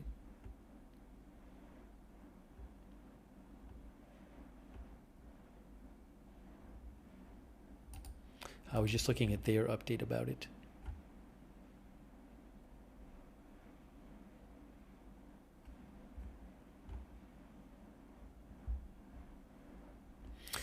The Daily Mail claims that Customs and Border Patrol have joined the search because the home is about 75 miles away from the Mexican border. 75 miles away.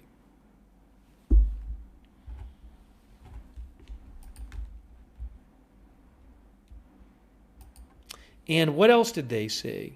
I can't see. Daily Mail is I don't know the details. They are claiming on their paid wall, in a paywalled article, the headline says "Cops Hunt Mysterious Car." I cannot confirm that's the case. That's behind their paywall section, the Daily Mail. I have not heard any report about a car being searched for. So that's what they say. But I just can't confirm that at this point.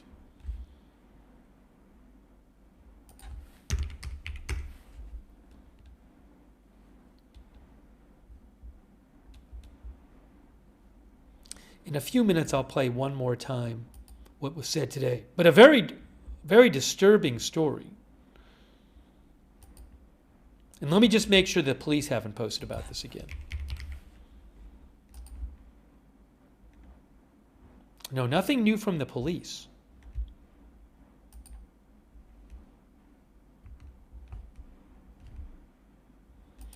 Our viewer, let me take some more comments from you. One of our viewers said, "This is sad and doesn't feel right." Ruth says it really is disturbing.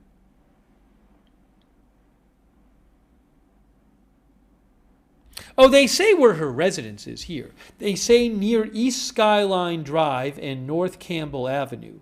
So I can quickly show you on a map where this is.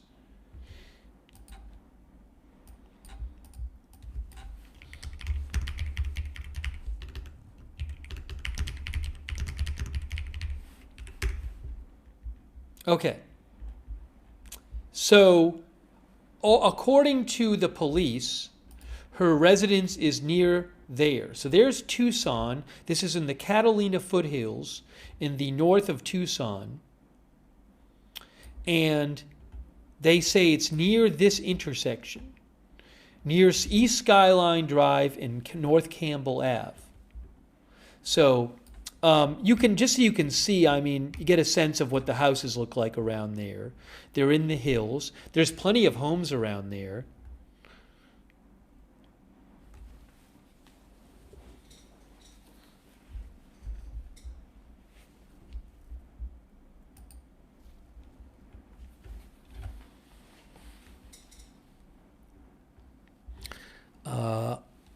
Our viewer Loomzor says it's a scary story. Mons thinks it sounds targeted. The police have not confirmed that.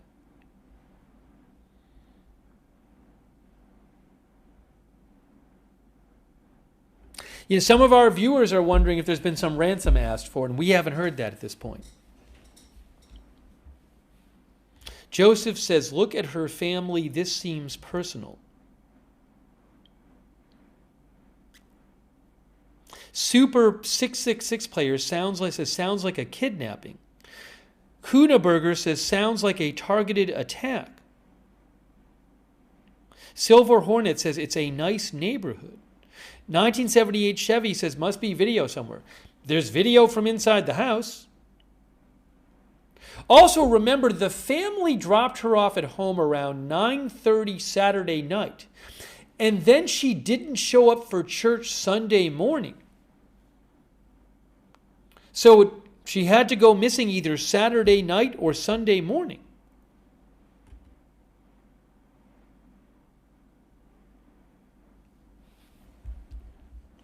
Thank you to Andrew Schlegel and his daughter Octavia. I appreciate it. Thanks, Express Investing. I'm sure they've checked everywhere inside the house, Express Investing.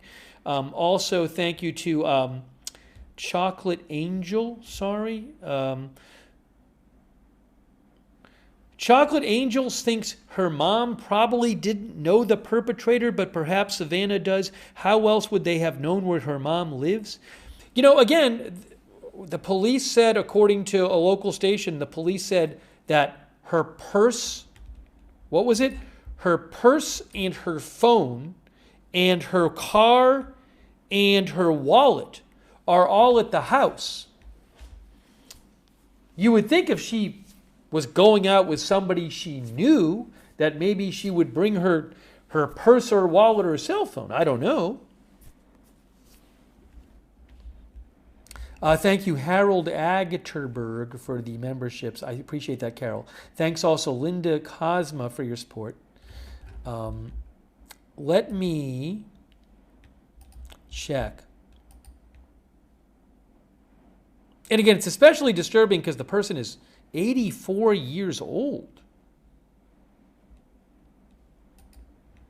And we've seen two, I showed you the two press conferences that the sheriff gave. He certainly seemed disturbed by this and talked about how concerning the crime scene was, which he called a crime scene.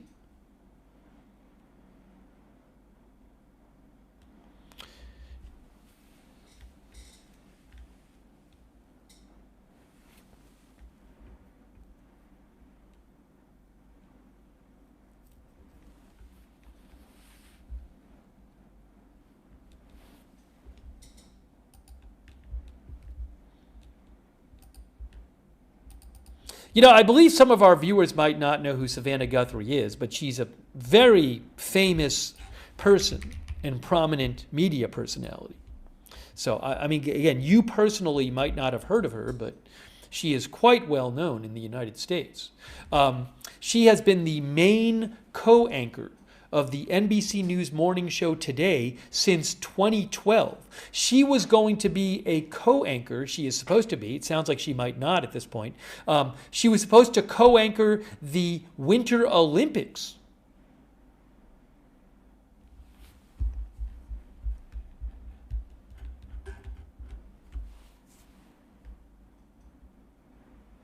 All right, why don't we just... So... I told you guys that I wanted to be able to, before the end of the stream, I did want to play today's press conference. I thought had a lot of information in it. It's not that long, and it's it gives you an updated picture of what the police think. It's quite it's concerning. It's very concerning. Oh, I'll also really quick, you know, I didn't check it. I'm not aware that there's any big development now, but a viewer did mention that there is a Tucson police scanner.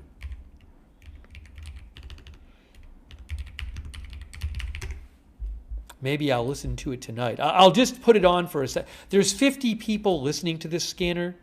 It says, I don't even know if it's the right. It says South Tucson and West and Midtown and East. Anyways, I'll just play it for a second, just to have it on for a second from Broadcastify, but I'm not aware that there's anything huge going on. There's not a lot of people listening to it, so, but let me just check it for 1 second just so you can hear it. We're going to be in front of the Best Buy on Broadway. That is the Tucson scanner from Broadcastify.com that you're listening to right now. Go ahead and clear the air. We'll go for. So I'll just play it for a minute just to hear what we're hearing. Copy. All right, copy. Are you still needing units code 3? But this is, you're going to hear plenty of things on this scanner that have nothing to do with this, because it's a Tucson police scanner. Code 3.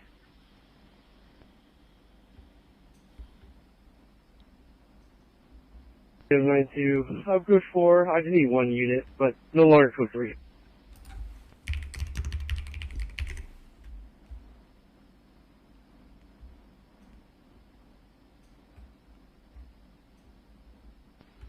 I copy. I'll be en route, so we'll get somebody else. So. Hey, I do want to mention something else here real quick. 34. I want to mention something else. The scene will be 10-8, 0552. I'm going to turn down the scanner for a second. So, oh, I'm sorry. Right. So there's Pima County Sheriff would be another one to listen to. That's a good point, that there could be a Pima County Sheriff scanner as well, because they've been, I guess, overseeing this. That's a perfectly good point. But I want to mention something else I just heard about. Give me 1 second here. I do want to mention one other thing. Pima County, there is, I do not have access to a Pima County Sheriff scanner. I'm looking right now. There's Tucson Police. There's Tucson Police Fire. There is a Pima County Public Safety that literally looks like it's that not a single person is listening to. So maybe it's not even playing anything. So anyways, but I did check and see what I had access to. But I want to mention something else real quick. Oh, hold on. This says Pima County Public Safety South Green Valley. I have no, I don't even know if that's the right part of, it says Pima County Public Safety South Green Valley. No one's listening to that one. I just put that on. But 10-8. Can also clear the message from the board. Yeah, so I will say this. If you look on a map, we don't want Pima County South, because here's Pima County and Tucson is in the north part of the county. So you wouldn't want the south part of the county for the scanner. I mean, they could mention something. Green Valley is down here. And the one Pima County scanner I had access to for police is Pima County Public Safety South, Green Valley. All right. I did want to mention something else really quick about a different story. We are going to look one more time at what police had to say today. But before I did that, where is it here? Hold on. There was something I saw.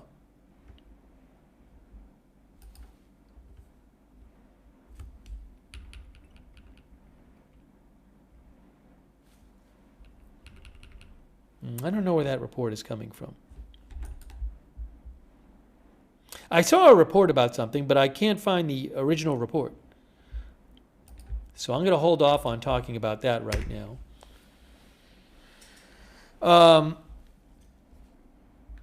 Oh, where is it? Hold on a second here.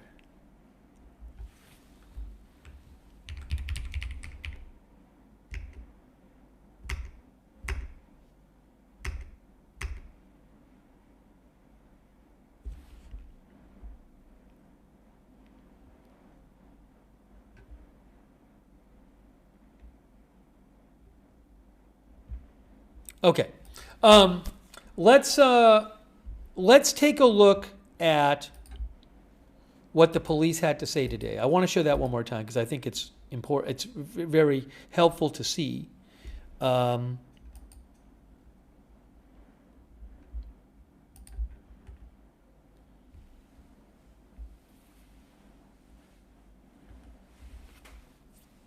Yeah, several people are sending me reports saying that the sheriff believes she was abducted, but I think that's basically what was said in the press conference today. So, let's take a look at that right now. Let's just look at it right now. I'm going to play it for you. For the if you've seen it, you've seen it. But for those who haven't seen it, I would like to see it one more time. What the police had to say today about this incident and about the search for Nancy Guthrie. So if you give me a second, I'm pulling it up on the screen right now. That's not what we want. We don't want that one. We want that one right there. And this is from earlier today. And this is the latest we've seen from police. And I'm not aware that they've scheduled another press conference yet. Very disturbing, though.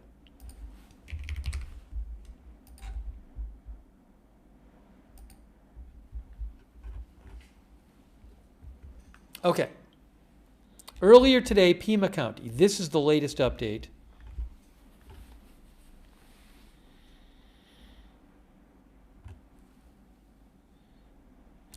Jason Carlton says crime scene is worrying. Where is her phone? Police have her phone, as you will hear in this update coming up.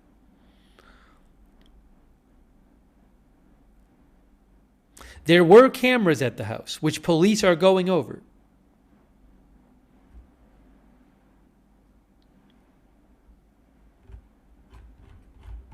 One of our viewers claimed that Catalina Foothills is a Pima County Sheriff jurisdiction.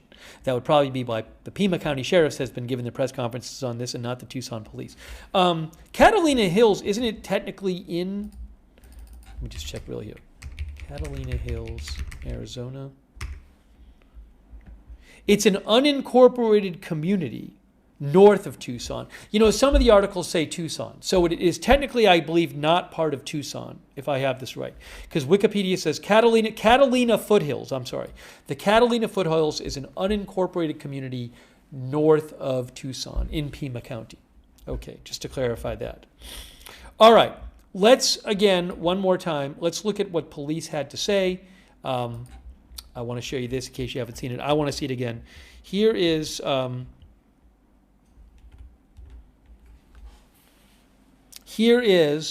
what the police had to say about this, and I will bump up the audio. Might be a bit too well. Let's see. I think I have it right. All right, here it is. Hold on. Very unsettling, says AKA Macro Geek. I agree.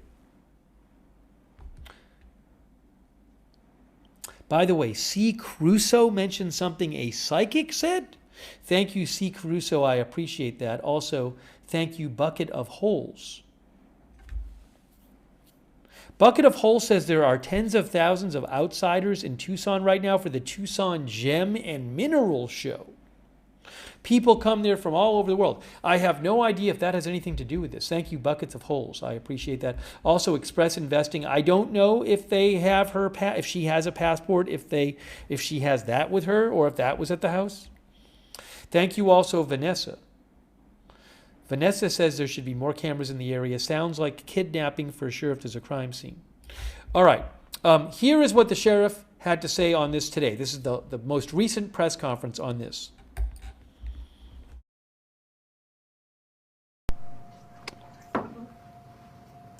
I believe it was around noon yesterday, we got a call to the Guthrie residence that Nancy Guthrie, 84 years old,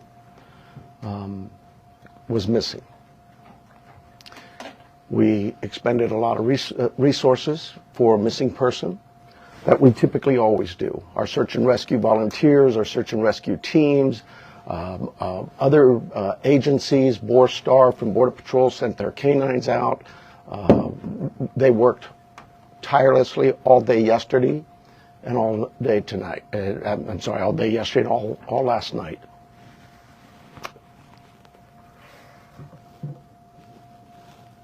To no avail.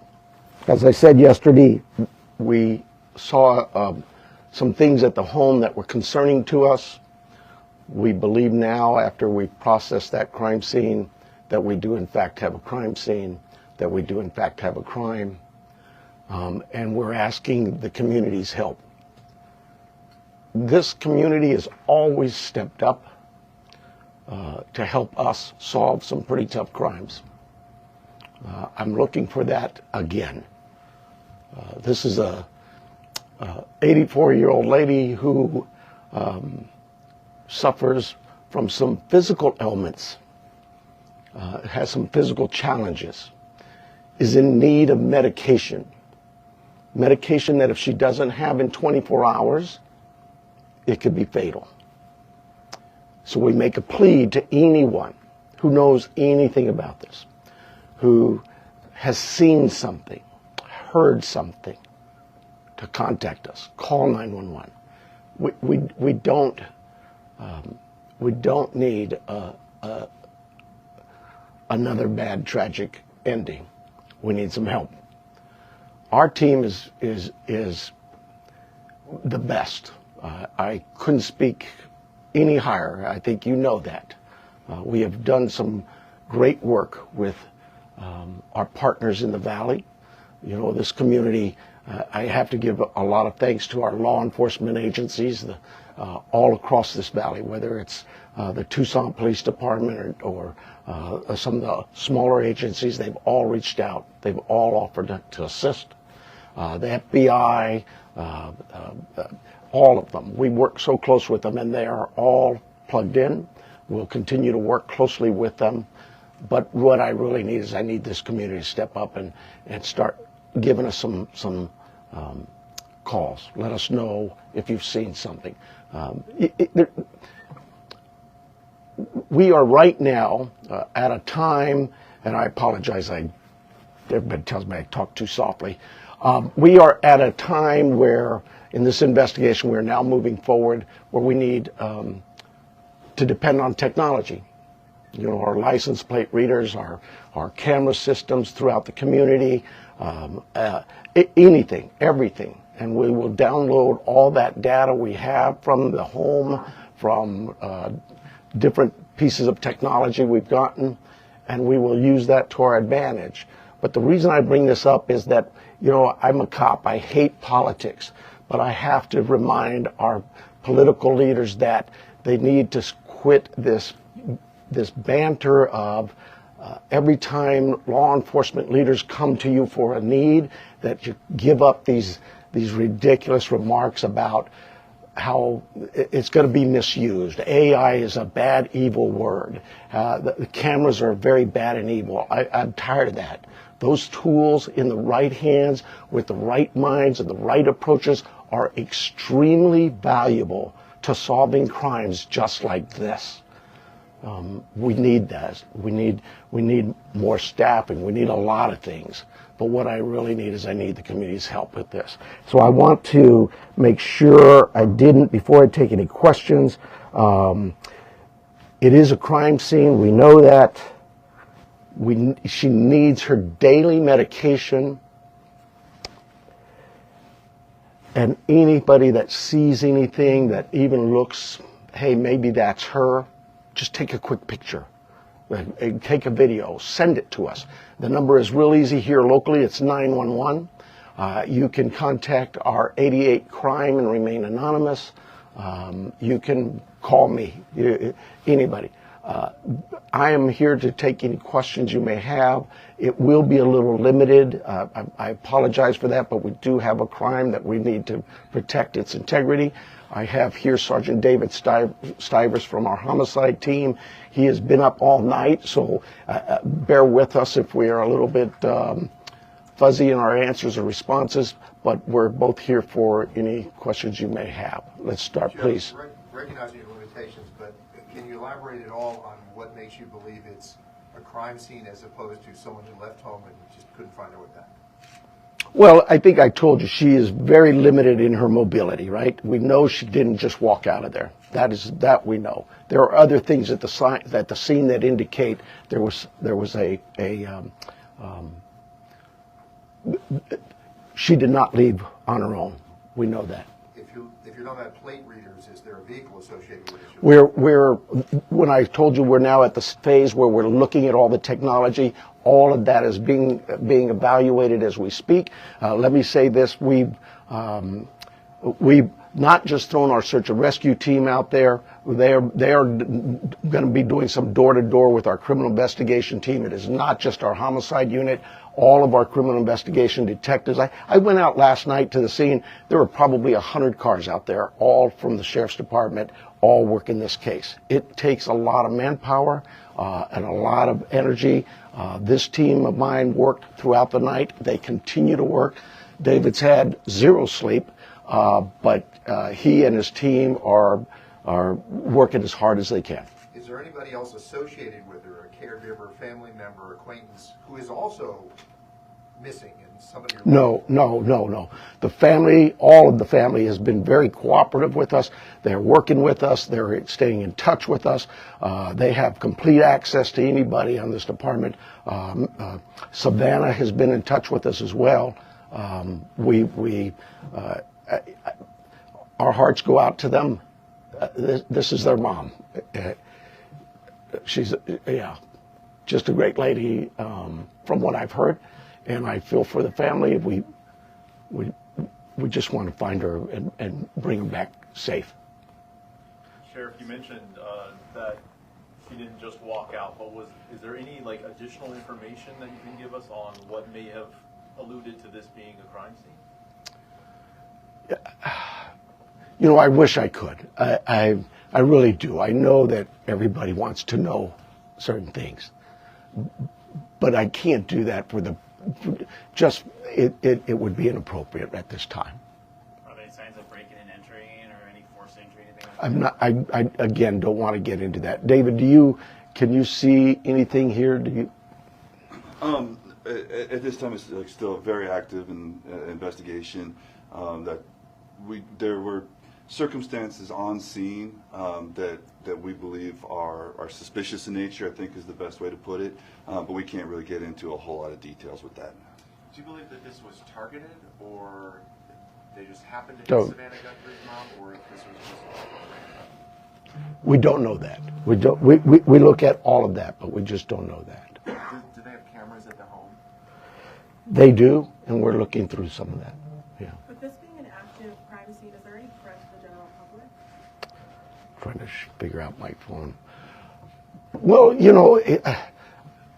no, I don't think there's an active threat, but I hate to say that because, we're going to canvass that neighborhood, and maybe there's a prowler been seen around. There's a lot of work still to do. We don't have any indication that that the public is in danger. And what does that search look like today beyond what you've already told us about last night? So we have shut down our search and rescue mission, and we've sent them home to rest. They were out all night. Look, we put all our air assets into this, our drone systems, our aircraft, our helicopters, heat sensors, infrared, everything we've thrown at this. They're going to step aside. We'll call them out again if we need to do more searching. But right now, we don't see this as a search mission as much as we do a crime scene. Sheriff, can you tell us a little bit about that map? That is, and David probably can better answer it than I, but that is our search patterns, I believe. Is that correct? Yes. Yeah. So with all the assets that we deployed yesterday with the search and rescue teams, the map that's on the screen is basically tracks that were followed. Those are all the colored lines are all ground tracks of different teams and different assets that were used on the ground, to include the canines, the volunteers, and our own search and rescue team. The circles are going to be representative, if not necessarily perfect, of our air circulation with both our helicopter and our fixed-wing aircraft at night, working with the night time cameras. So difficult to see where the house is. The house is basically pretty close to center in that, and then all of the searching that went on throughout the day with those folks out there on the ground. What this really helps with is our search teams, when they come back and reassess, maybe they've missed an area, we can look at it and say, hey, you know what, this area could use a little more coverage, and so they concentrate again. Our search and rescue team is top notch. They're out every single day. If it's not a lost person, it's a hiker, it's somebody who's wandered away from a care home, whatever it may be. I want to stress to you, and it is really important, Miss Guthrie, Nancy Guthrie, is of great sound mind. This is not a dementia related. She is as sharp as a tack. The family wants everybody to know this isn't somebody who just wandered off. Her physical limits are based on just age, and we get old, and so it's more physical. But clearly, she is as sharp as a tack. Do you have her cell phone, and does that present any tracking potential? We're looking at that as we speak. But do you have it, or do you not? We do have it. Can you give us a little bit more of a timeline? Because you said she didn't leave on her own. She was last seen at 9:45. She wasn't reported missing until noon. But I believe what happened there was at 9:45 in the evening, her children left her off. At some time earlier that morning, they got a call from somebody at the church who said, hey, your mom's not here. The family went to the house. I'm thinking they spent some time looking for her themselves before they called us, so I'm guessing maybe they got there around 11. So they did some searching and realized we need some help, and they called 911. Do you have any idea what time Nancy would have been taken from the home? There's a lot of things working there, and I just can't say that right now. Has Savannah Guthrie, has she had any threats to herself? We've spoken to her. We'll continue to work with that. She has a security team that's been in touch with us throughout the night, but we're not going to dismiss any angles for sure. But right now, immediately, we don't know of anything like that. Is she in town or on the way here? She's here. Can you give us any more? What should somebody be looking for? Because when I was out in the neighborhood, the neighbors are obviously incredibly concerned. But is there anything, a tip? I mean, one neighbor stopped me and he didn't know if he should call you or not. Oh my goodness! But Call. So what should somebody be looking for? Well, first of all, I'd ask them, go through their cameras. Go through their Ring cameras, whatever cameras they may have. Don't dismiss it that, oh, well, we really can't see the house. They still might see something. Maybe it's somebody walking by. Maybe it's a vehicle driving by at that time of day. But go through all your cameras in that neighborhood and tell us if you see something. Maybe somebody already, we know this happens, right? Oh, I saw something suspicious, but I didn't think it was worth calling in, so I didn't call it in. Well, now it's call in anything you've seen or heard. Maybe it's a neighbor telling you, I saw this or I heard that. Call us. Don't tell the neighbor to call us. Tell the neighbor to call us, but you call us as well. We'll put it together. We'll get, trust me, I'm sure we're going to get inundated with a lot of calls. We'll handle that. Did she live alone? I believe, yes, she did, yeah. Were there any caregivers who are normally associated with her? Well, she has house staff that comes by, takes care of the yard, whatever, and her house and that. But those people we'll be talking with and have talked to some of them already. But nobody who's like a live-in or anything? Nobody actually lives with her, no. Like I say, she's of great sound mind, and she is mobile. It's just, it's a challenge for her to get, as the family says. She couldn't walk 50 yards by herself, so.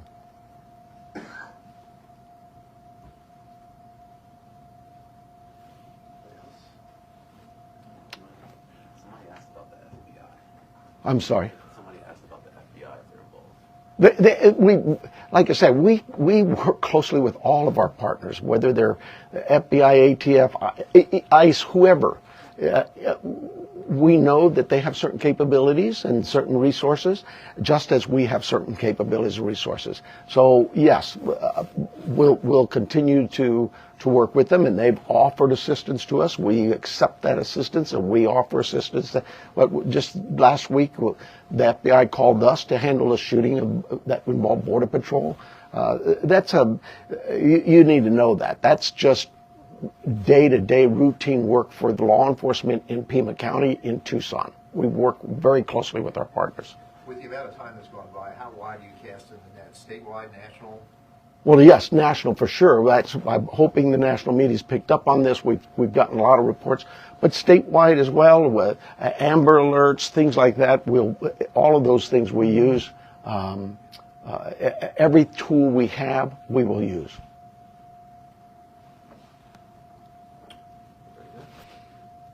You guys are too easy.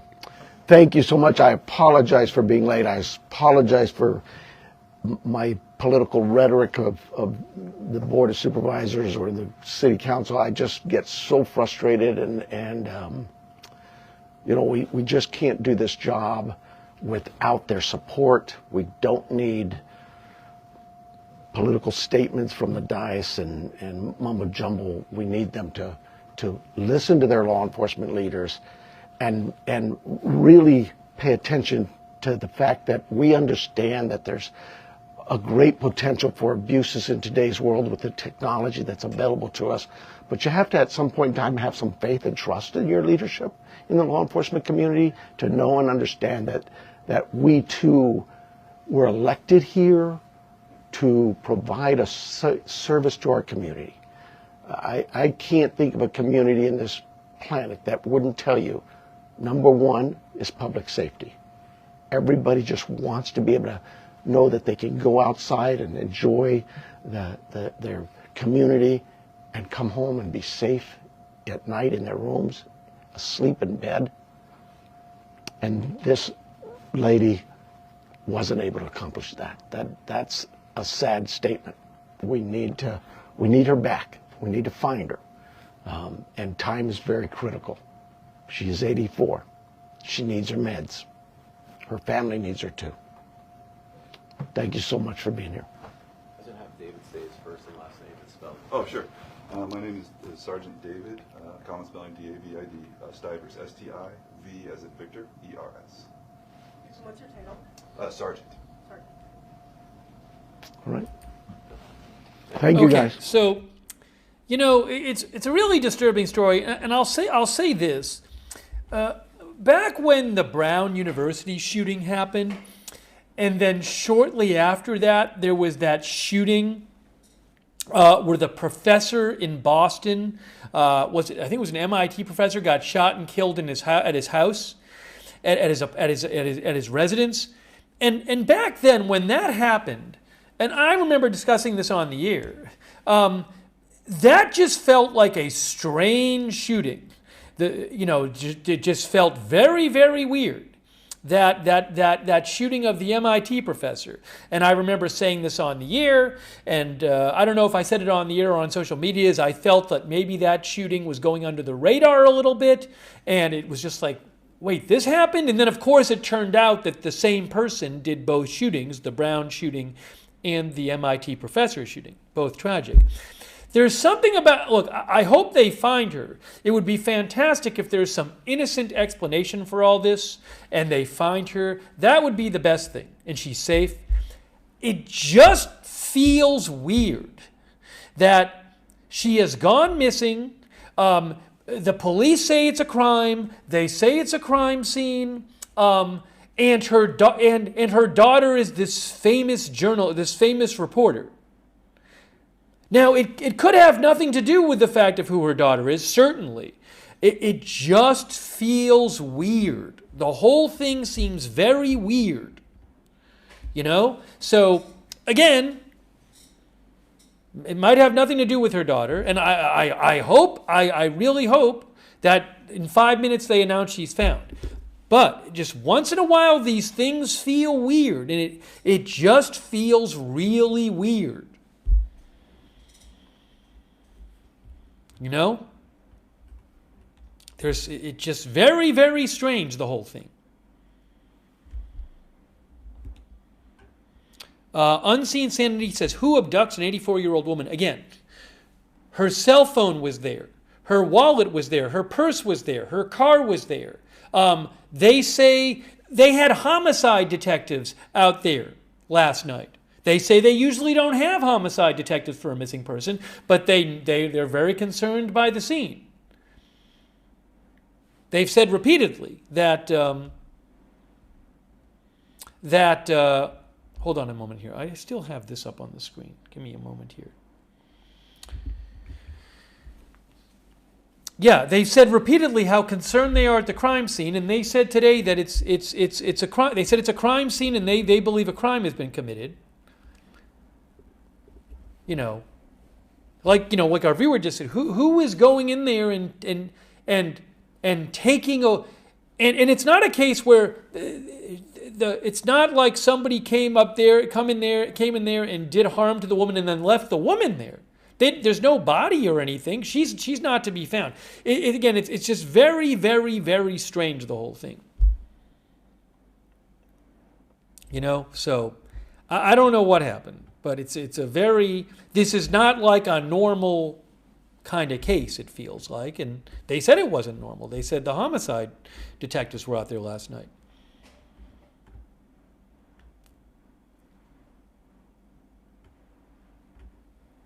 So I just don't know what happened. The whole thing feels really weird.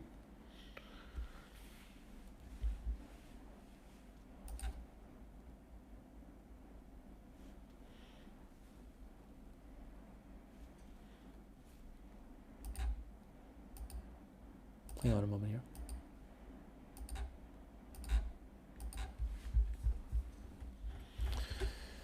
here. Ron Lolordo says, weird is an understatement.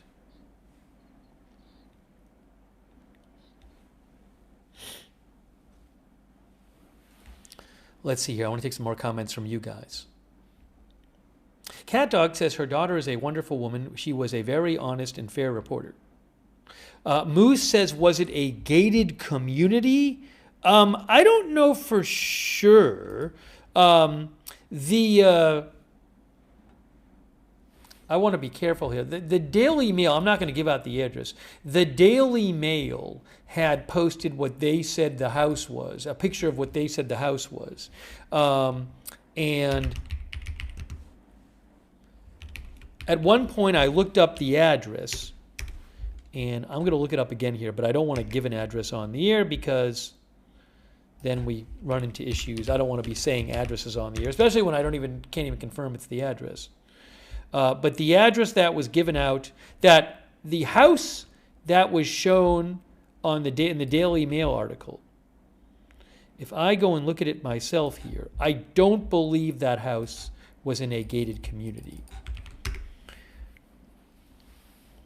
I cannot confirm that. Why is that not showing up there?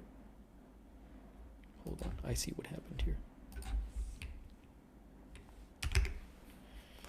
Yeah, so again, the house that the Daily Mail said does not appear to be in a gated community, but I cannot confirm that's the actual house.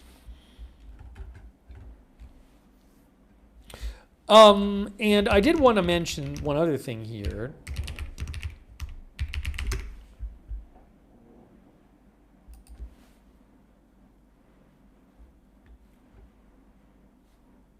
All right, so this is kind of confusing. Kay, one of our moderators, Kay, mentioned to me, ABC News in their article from today, they say, I haven't heard this anywhere else.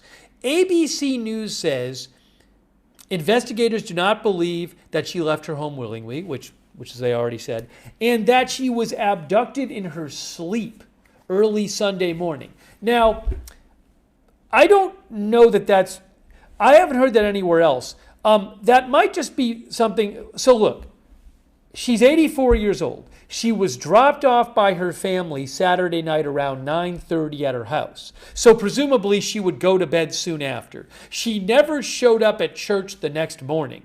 So presumably most of the time that she could have gone missing, she would have been normally asleep.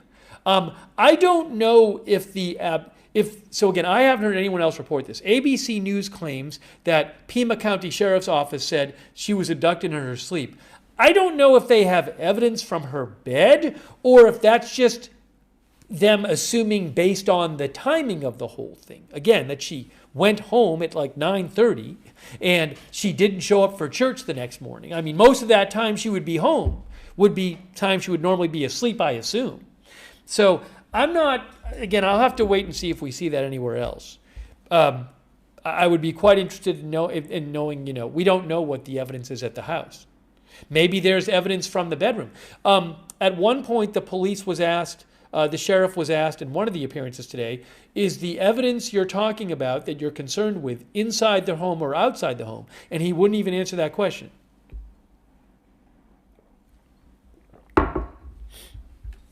Could it be someone from the church, says LEA? Do not know.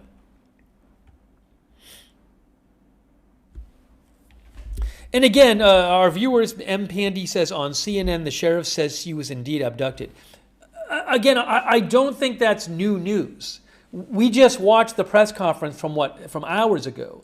And in the press conference, maybe the sheriff didn't use the word abducted, but he said she didn't leave willingly. So that means somebody took her out. She didn't leave accidentally. She didn't leave on her own willingly. So that means somebody took her out. So I don't think the abducted is anything really new, given what was said at the press conference.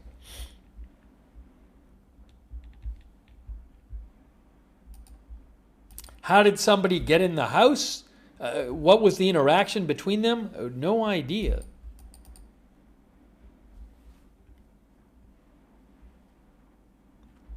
Our viewer, Natina Z thinks it definitely has something to do with her daughter. The police did not say whether this was targeted. I don't know. It just, the whole thing is very weird. Very, very strange. Very, very strange. By the way, real quick, I just wanted to mention that Bill Clinton and Hillary Clinton have agreed to testify after being subpoenaed by the House. Was this the Epstein probe? Hold on a second here. I just see this being reported several places now.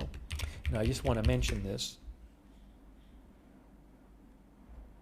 Yes, where is it here? Hold on a second here.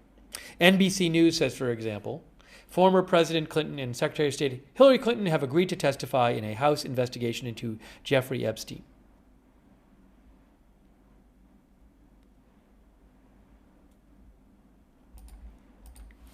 John Bresnahan reports from Punchbowl, says they were resisting for months, but House Republicans were pushing criminal contempt resolutions for them for refusing to comply with subpoenas. So they will be testifying. I don't know, are they going to be testifying in public or not? I don't know. If it's public, we'll certainly cover it. Politico says that it's a remarkable reversal for the Clintons.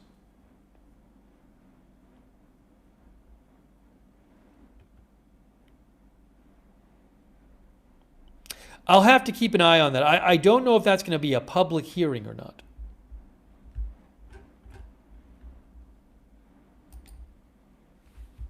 Just wanted to let you know.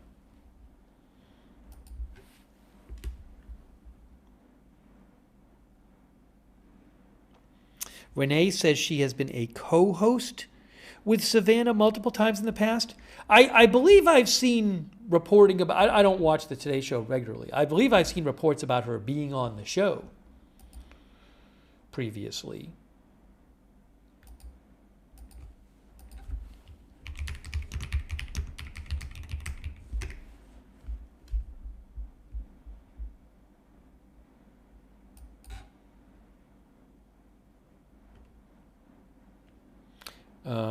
Let's see here.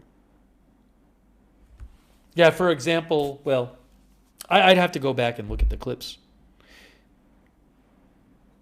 yeah, I mean, there's an article here that mentions when Miss Guthrie, when Mom turned 70, she called in on the show. But again, I don't watch the Today Show very regularly. One of the viewers said they didn't get a notification. Sign up for the R notifications, which are the Discord notifications. Those are the best ones, so you can find out when we're going live. The mods will post a link to those notifications in the chat. You can also find the link on YouTube and Facebook in the description of this broadcast. Thanks, by the way, to Chocolate Angel and Nick Rose. Nick says, I feel like something's not adding up. Thanks to Chocolate Angel, who says it thinks it sounds like a well-executed plan, and that whoever took her knew her schedule, and it could have been a paid kidnapping, thinks Chocolate Angel. Thanks also Barry Seinfeld. Thanks to Melissa Level, who says that the sheriff said people should be able to feel safe in their beds, and she did not get that. So Melissa thinks maybe that was implying that she got taken from her bed. He didn't specifically say she was taken from her bed. Again, ABC News is claiming that the sheriff's department said she was taken from her bed. I have not seen that anywhere else being reported, and I don't know the details on that. But certainly most of the time that she was there, again, she came home late the night before, and she didn't make it to church the next morning. So most of that time presumably would be time that she would normally be asleep.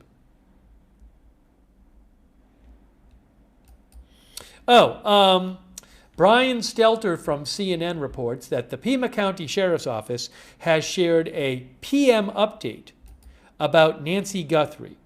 At this time, she is still considered missing. Detectives remain on scene and are actively following up on all tips as they are received. No further updates to the press are anticipated for today. And the sheriff says she was taken out of the home against her will. So again, that's the Brian Stelter of CNN saying that the Pima County Sheriff's Office has given a short update, PM, afternoon, evening update, I guess afternoon there, and saying that she's still missing. No further updates to the press anticipated today. Of course, that could change if there's breaking news.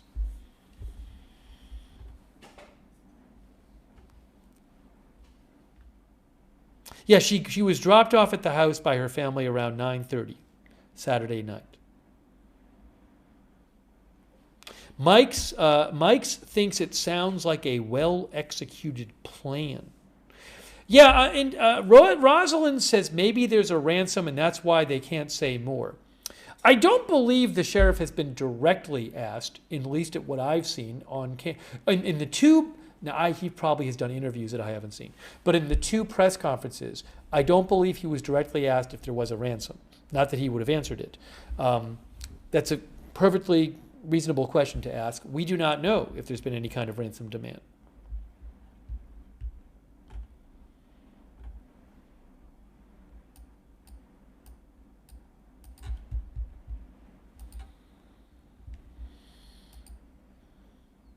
But again, it just the whole thing, who was the last to see her, says Devotee? I believe the family that dropped her off was the last to see her, as far as we know. It just feels really weird.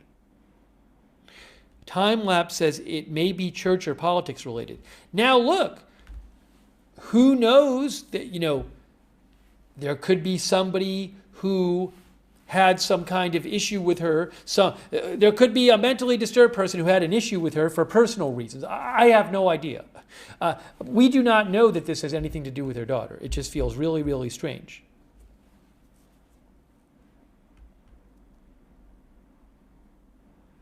She's 84 years old.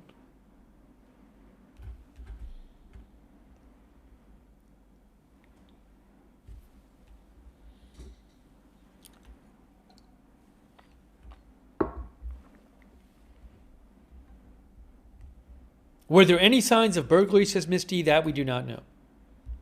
Let me do a quick check also and just check some of the local reporting.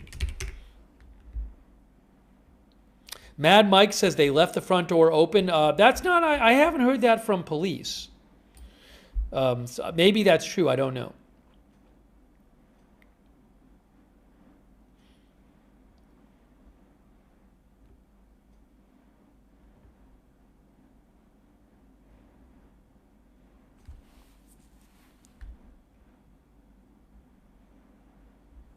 A neighbor told Arizona Central that it's normally a safe area and that there were police driving up and down the street last night with lights and a helicopter was flying low above the homes.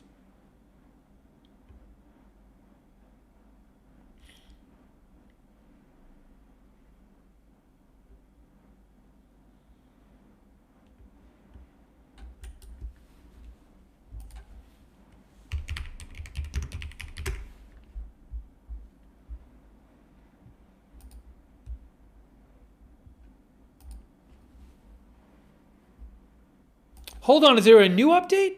Is there a new update coming? Give me one moment here. Give me one moment. What's this? What's this? Why am I seeing something about another update? They haven't posted that they're doing another update.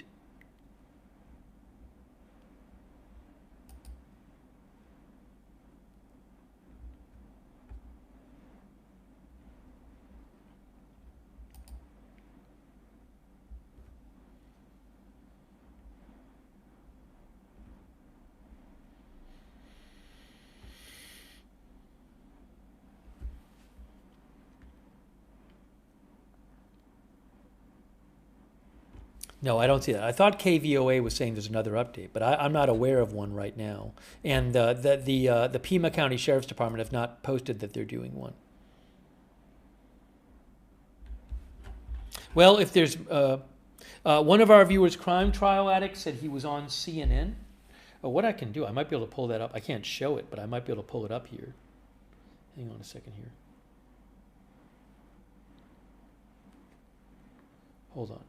I'm pulling it up right now just so I can see. Okay, so what I'm going to do, guys, is I have right here, I can't steal their footage, but I'm literally looking at the sheriff talking on CNN just moments ago, Sheriff Nanos. So what I should be able to do is pull up the captions and let you know what he said. Again, it says, Sheriff says Savannah Guthrie's mother was abducted from home. So let me just keep an eye on this. I'm just watching right now. A few minutes ago, the sheriff appeared on CNN, and I'm just watching here. And he was asked, why do you say she was abducted? And the sheriff says, again, this is a few minutes ago, she's sharp as a tack. She didn't wander off.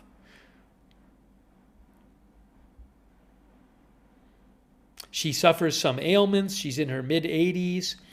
She has limited mobility. It's very difficult for her to walk around. She couldn't walk 50 yards on her own. And then he said, we also have some things at the scene.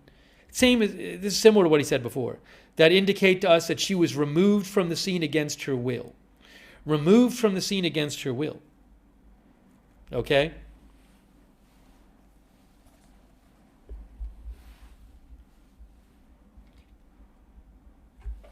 Let me put up on the screen while I'm looking at this. Here, hold on. Here is the...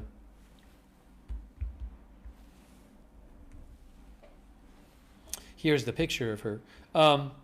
So again, I'm watching just a couple minutes ago, the sheriff spoke on CNN, and I'm literally just looking at a replay of it. He said he believes that she was taken against her will.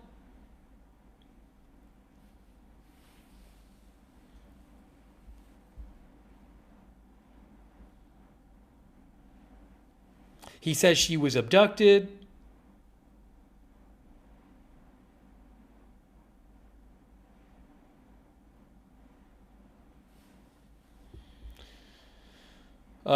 He said the search and rescue team has been out there.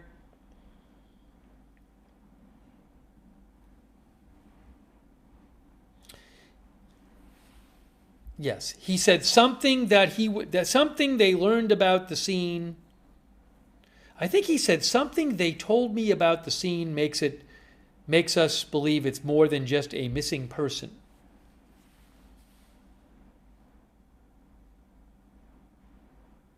He said, we still hope she's alive, the sheriff.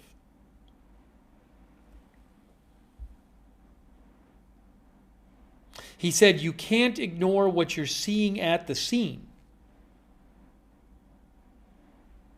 Homicide and criminal investigation is out there. They don't know that it's a homicide, but they are investigating. And he was asked again, can you share anything else about the scene? Which he keeps getting asked today. He said, I really cannot. He said, we cannot share anything about the scene. He said, we have people in the field right now doing some things, canvassing the neighborhood. Search teams are back out.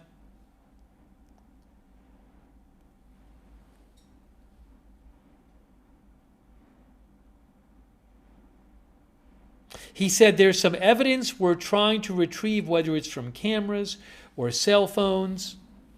He talked about technology that's critical to us, license plate readers.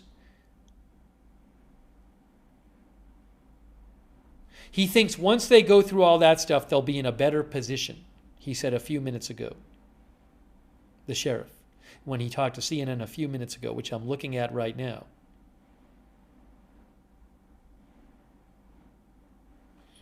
He's asked if he could tell from the video how she was taken, like in a car or something. He says it is still unknown how she was taken. They don't know, for example, like if she was taken in a car and what kind of car she was taken in. He says that is still unknown.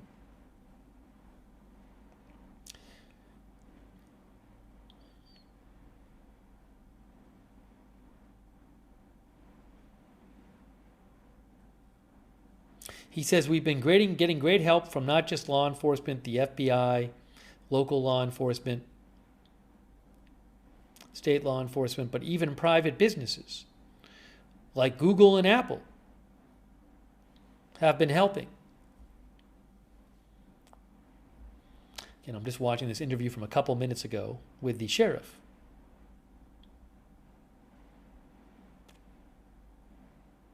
He says, he talks about how rare it is that you see somebody in their home, safe in the middle of the night and in bed, and have this happen. All of a sudden they disappear. He said this does not happen often.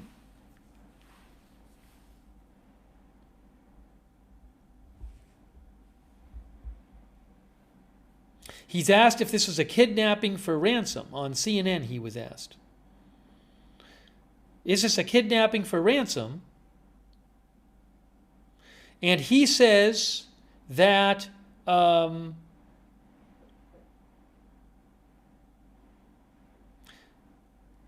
we've been working with Savannah Guthrie. He says, we're not hearing anything like that. We've not seen that. We'll never rule it out, but we're not. That's not the direction we're going in right now, he said. That's not the direction we're going in right now. For whatever that's worth.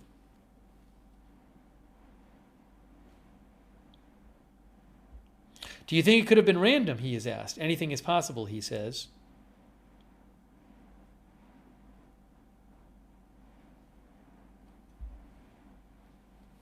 Sounds like he has some sort of gut instinct about what it was, but he's not really saying.